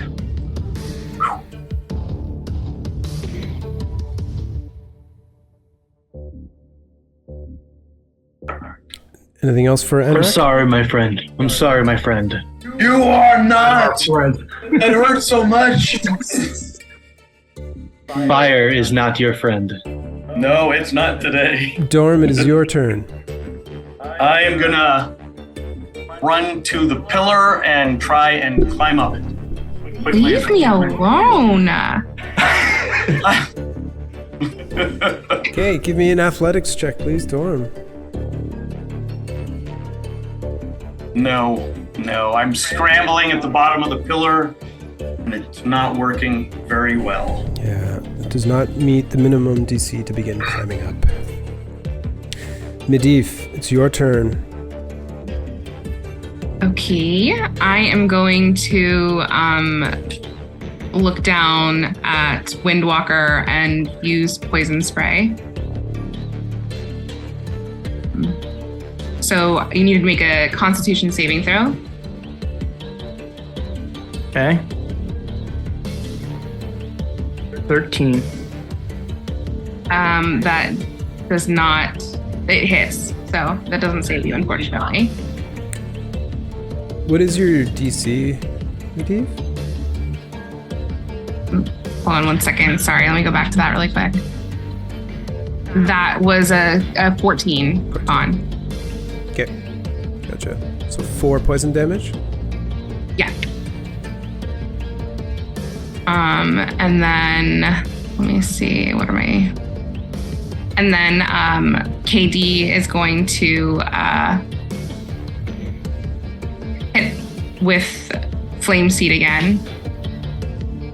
Again at Windwalker. Does a 16 hit? No. No? No.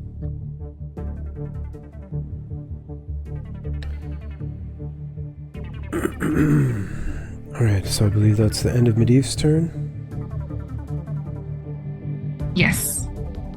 Windwalker, it is your turn at the end of round 6.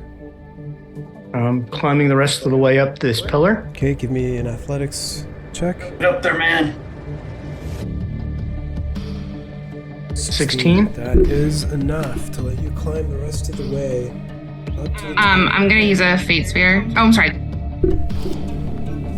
Yeah, go ahead. You have to re-roll. To make him re-roll, you mean? No, sorry. I thought he was on my pillar. No. No, Windwalker's over the other side. Disregard. All right, so that's my movement. For my action, Windwalker, I am incredibly frustrated.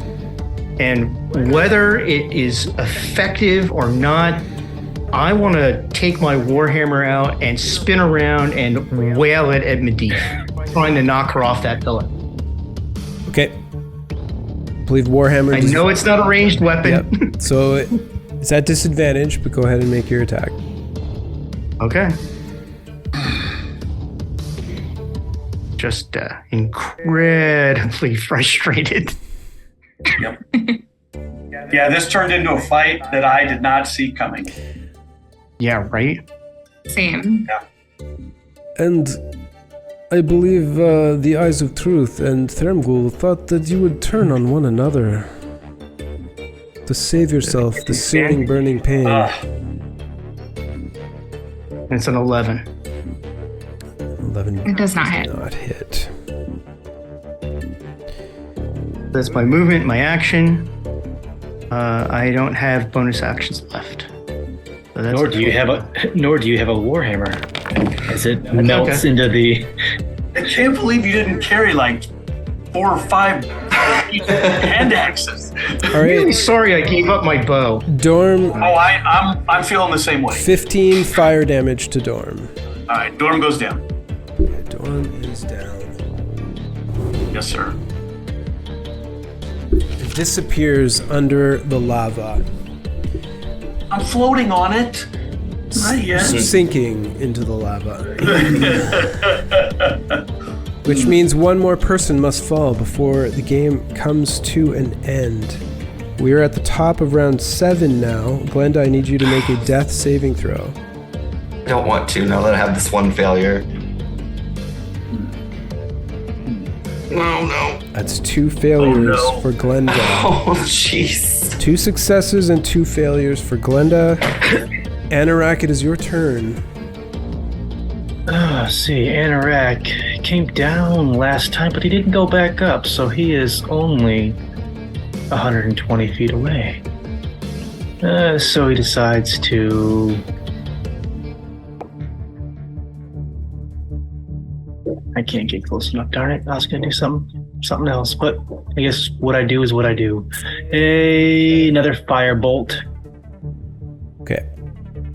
Go ahead and make your attack roll. She's prone, but she's also incapacitated, so it's a straight roll. 24. No, firebolt at Medivh. Oh, at Medivh. Sorry, my bad. No, firebolt at Medivh. Okay, Medivh, a 24 to hit Medivh. 24 to hit.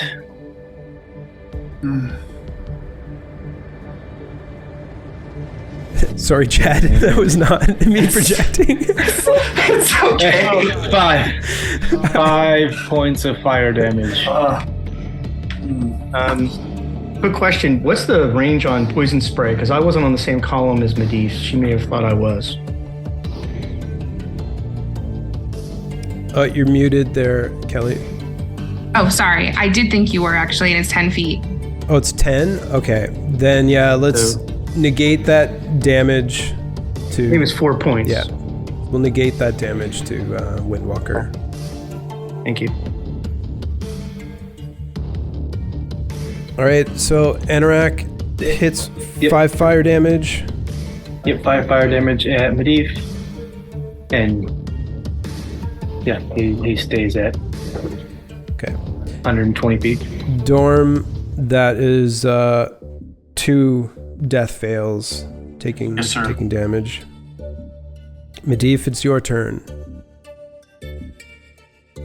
Oof. I am in a little bit of trouble here because you are too far away from me.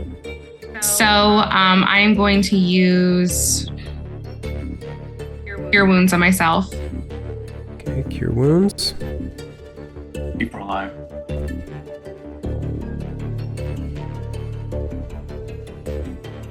Okay. And as my bonus action, I am going to, or KD is going to do his, where's that at? Flame Seed against Windwalker. And what's the range on Flame Seed? 60 feet. Okay. 17 plus my attack modifier would be 6, or 3, I mean. Yeah. So 20. That'll hit. Okay. And then it is 7 points. Okay. That's it for me. Windwalker, we're back to you.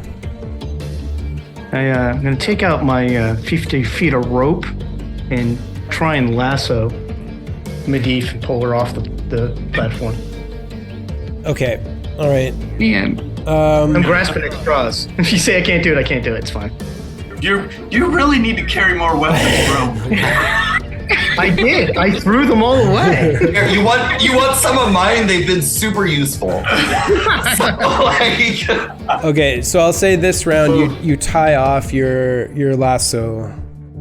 Okay. Yeah. That's fine. That's it. That's all I'm doing. All right. It's the end of the round.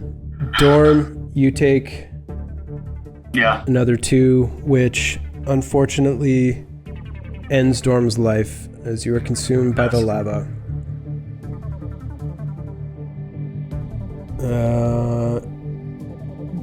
Do you want to stick around and watch the end of the fight, Charles?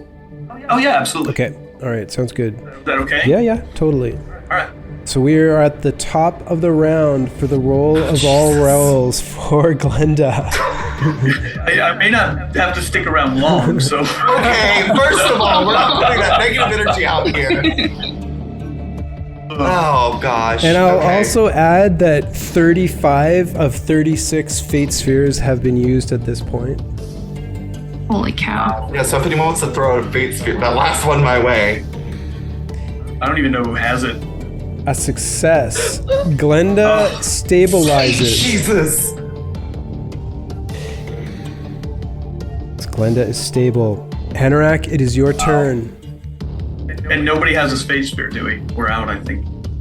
There's one left. Oh, maybe. Interact says, it's nice to see you again, Glenda. I'm stable. I am still unconscious. Still conscious. Leave me alone. Don't do this to me. Doesn't 8 hit you? It does not. You leave me alone. I guess it's not your time, and it's not your time. All right, Medivh, you're up.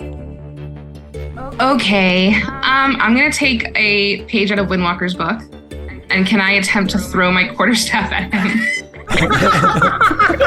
This is hilarious. We're a bunch of kids doing this. Yeah. Okay. I sense a lair action coming, but yeah, go ahead and throw your quarterstaff like a spear at disadvantage. Wow. That's the first one. Oh no! It misses and lands in the lava, dissolving.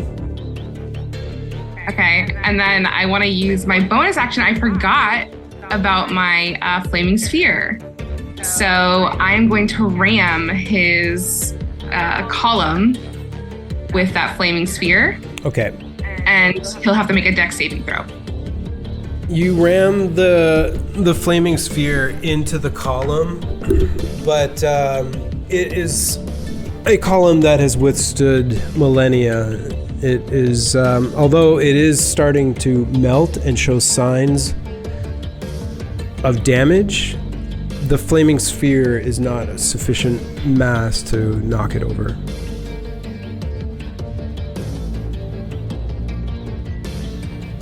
It's only people within 5 feet, right? Or if it hits them directly. Yeah, I'd say your flaming sphere can't do what you're looking for it to do right now. I believe that is it for me then. Okay. Windwalker, you're up. Yeah, I'm gonna try and lasso her. Okay, go ahead and give me an attack roll at disadvantage. Yeah, I'm gonna roll. Actually, I'm not even gonna say an attack roll. I'm gonna say a dexterity check at disadvantage. Dexterity check? Yeah. So, like, an acrobatics? Sure. Well, just the dex ability score. Just click on the ability score? Yep. Okay. At disadvantage, though. But that's a good start. There you go, nice. 15. Does a 15 hit you, Medivh? My AC is 15, so does that go to the aggressor? Yes. He successfully lassos you. Then I'm gonna use my fate sphere. Okay, last fate sphere. For the first time ever, all 36 fate spheres have been used in a single episode. I need you to re-roll that 15, Windwalker. So it's dexterity, not athletics or anything, right? Yeah, I'm just saying dex because you're aiming it. It's just a piece of rope. No, yeah, that's cool. Yeah. So I'm gonna click it. I'm gonna click it twice. Here's the first one. I just meant the 15. Yeah, you just. Oh wow! Oh my god! Okay, so All right. roll Nathan. He's got me. You have her. So, yeah, she's lassoed. So can I yank, or is it just the lasso is the one action? I will. Yeah, I'll let you do it. It was a really, really hard roll. Okay, Yeah. so I'm gonna yank her. Okay. Be like a strength check between the two of us thing? Opposed athletics. Yep. So, I'm sorry, what are we rolling? Athletics. So we're both rolling athletics, and whoever rolls higher wins. Where the heck is that? So I rolled an 11. She's lucky. Oh no. 5. With that, she gets yanked off, falls in to the fire, taking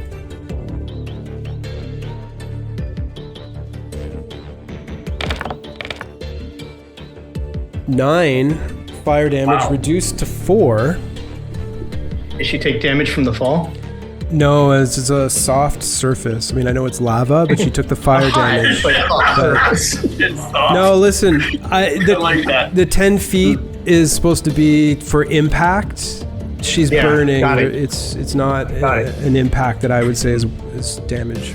It's a good call. You're getting to some creative play. Yeah, definitely. Okay, Windwalker, that ends your turn. Yes. It is now the fire once again at the bottom of the round. So Medivh, you take another 4 fire damage. Oh, she got that resistance. And we are at the top of the round. Glenda's stable but unconscious. Anorak, it's your turn. I just want to throw out, I have so many resources that I've saved.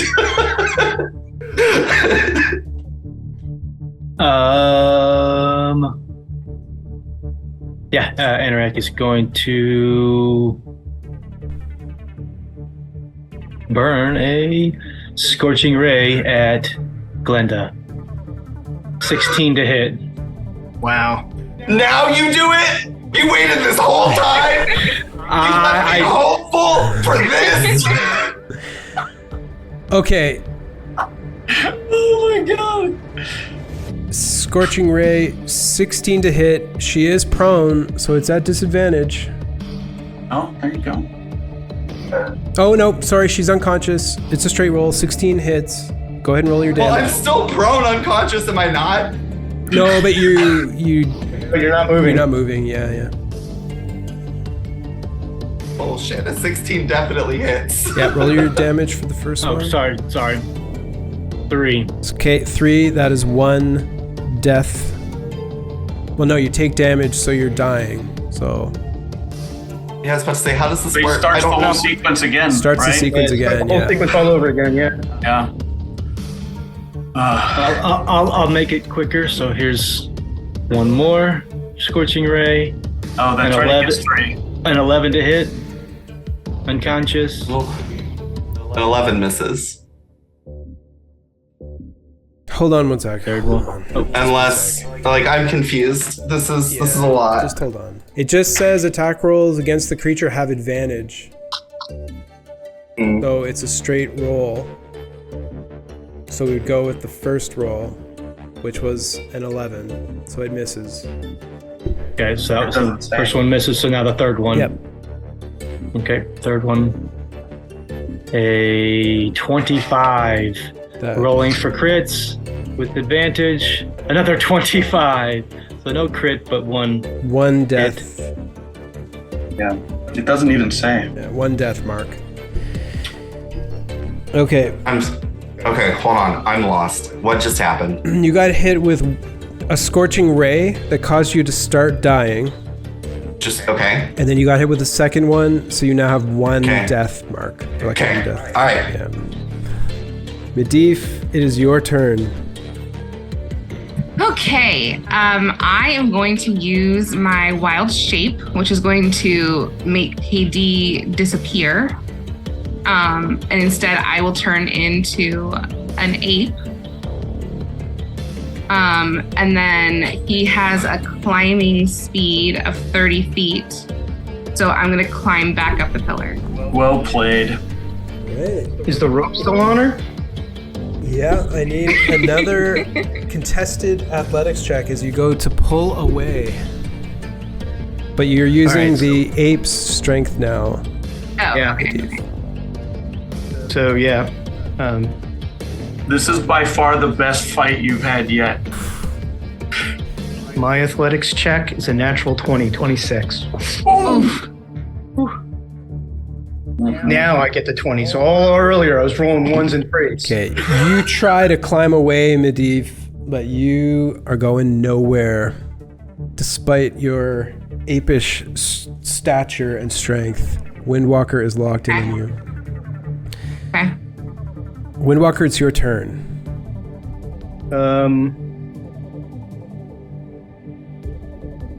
I am going to pull in on the rope and try and tie it off around the top of the pillar such that she can't reach that other pillar unless she disentangles from the rope. Okay, so give me another contested athletics check. I'll treat this as like a kind of a reverse shove grapple check. So yeah, Okay. another athletics from both of you, please. So I rolled a 24. 24 for Windwalker. Medivh. Oh my god. It's like Conan up there with a lasso. Cowboy Conan. Does the ape have fire resistance or? I'm sorry. Yes, I keep all my resistances. Okay, I thought you took on the abilities of the animal. There are certain things that stick. We'll look it up, but I need you to make an athletics check first, Medivh. I'm so sorry. It's okay. That's just strength, right? Yeah. Athletics, yeah. That was close, Wow. but Windwalker prevails and ties off the rope to the top of the pillar. These pillars were meant to give a bit of cover initially in the fight. I did not actually anticipate people climbing on top of them. And in hindsight, the lava should probably have done a lot more damage. But hey, we will carry on. So, at the end of the turn, the ape takes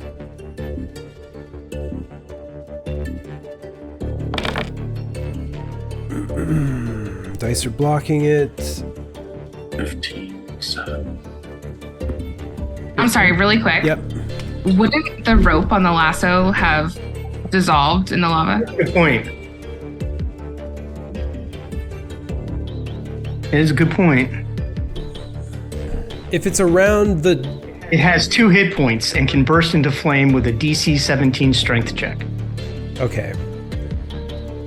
All right. Then on that last... I'm so sorry. No. It's fair point. Totally fair point. Fair point, yeah. On the last check, the rope breaks and Medivh would be free. So next round you could climb. That's reasonable. Yeah. Yep. Yeah. Yep. Good call. Okay. It's still... Sorry, my dogs are freaking out. Still the end of the round.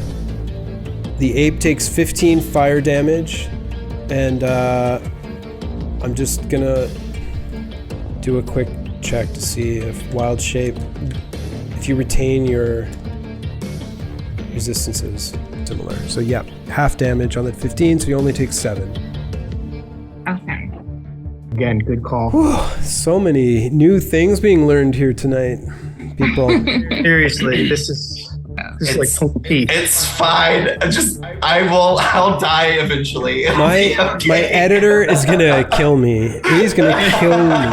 We're at 6 hours and 20 minutes here. Top of round 8. A lair action occurs. All of the pillars fall in random direction. So, Windwalker, I'm rolling towards... Here is going to be, I'm going to use a D8 for the direction. This is, this way up towards the letters is 1, and I'll go clockwise from that point. Got it. So, D8. That is a 6. So 1, 2, 3, 4, 5, 6. Oh, sorry, this way. Your pillar falls on Medivh. Oh my god. Exact roll. Hey. Can I, on the way down, can I jump to the top of the wall? Oh my god. On the way down? Okay. Yeah, can I try and push off and get to the wall? Both of you give me a dexterity saving throw. I am going to say Medivh's is at disadvantage because she was looking the other way. I got a 21. A 21. Okay, and give me an athletics check as well, Windwalker. Sure. That would be a 14. 14. You leap off and grab on to the wall, but you do not fall into the lava. Medivh, Dex save 7 is a fail. You have a concrete pillar fall on top of you by random choice or by random roll. Can you imagine this as a video? I mean, we won't have to imagine it. It will happen. I'll do a Kickstarter to animate all of this entire show if I can. Oh my god. This has got to be the craziest one so far. 17 bludgeoning damage to the 8. Okay, so then that takes me out of my wild shape. Yeah. Any additional damage goes to you.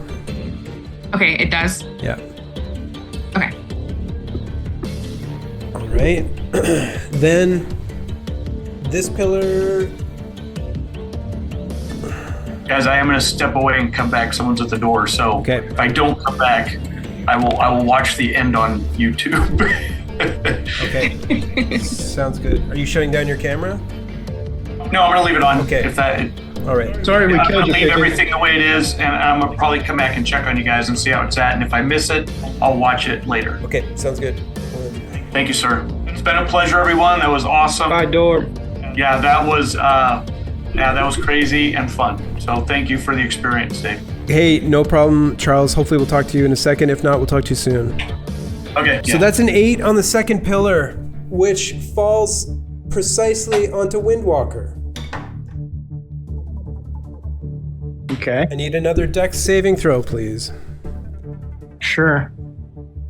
Ooh, 8. That is a fail. Unbelievably, with an 8, it's falling in that exact direction. I got you.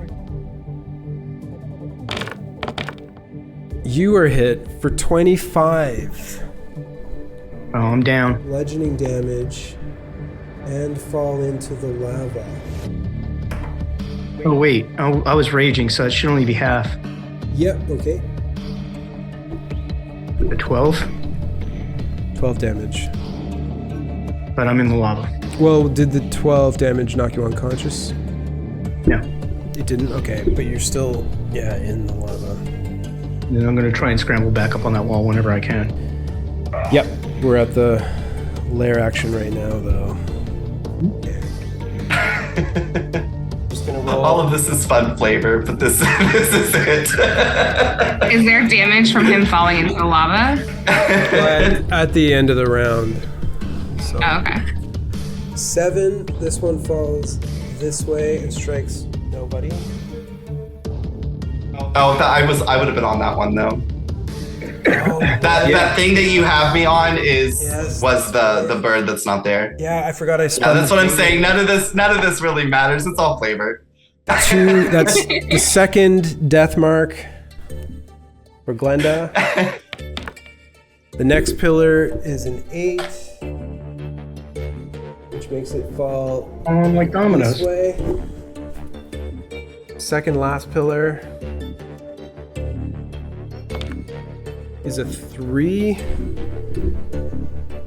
which makes it fall into this wall, which smashes it down. Sorry, smashes the part that it hits. This part smashes it down, and then the last one, a 4. 1, 2. It falls this way.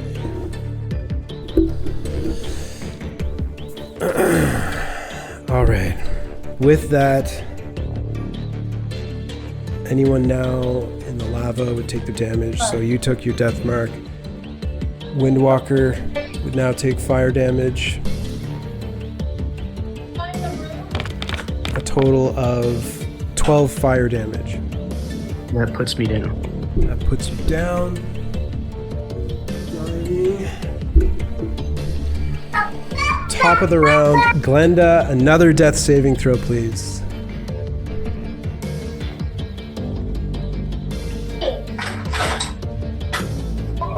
Oh. A fail, which is your third and final death saving throw. Let's see who finally died.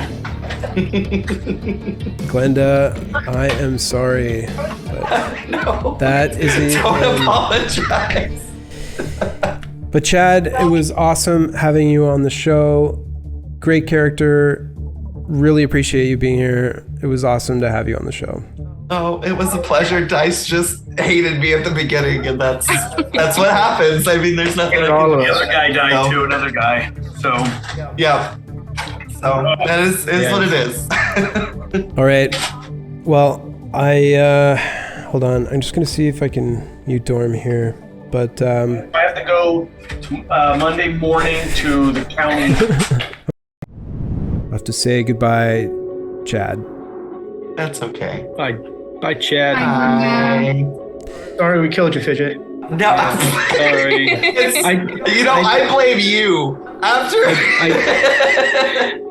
I didn't. I wanted your death saves to kill you. I didn't want to be that one. But after you succeeded in the end, I had to. It is what it is. It is what it is. It's been an absolute pleasure. Like I said, no hard feelings. Good luck in the next round, guys. You guys have an awesome evening. All right. Bye, Chad. Thank Bye. you. See you later. And with that, after a grind of a session, to all of you out there who might not see the entire thing, we have our 3 survivors for episode 6 of Crucible of Fate. So at this point, we congratulate Windwalker, Anorak, and Medivh, who through their cunning, wit, and brutality have emerged victorious in this episode of Crucible of Fate. We'll see you in episode 7. Anything you guys want to say? No, it's been great. It was a crazy session. It was a marathon of a session for sure. Longest one I think in total yet. It rivaled number 2, that's for sure. Yeah. All right. Thanks, Great. guys. Thank you very much, Congratulations, guys. All right. Hopefully we don't see each other in round 2. Right? Especially not you. Yeah, especially not you.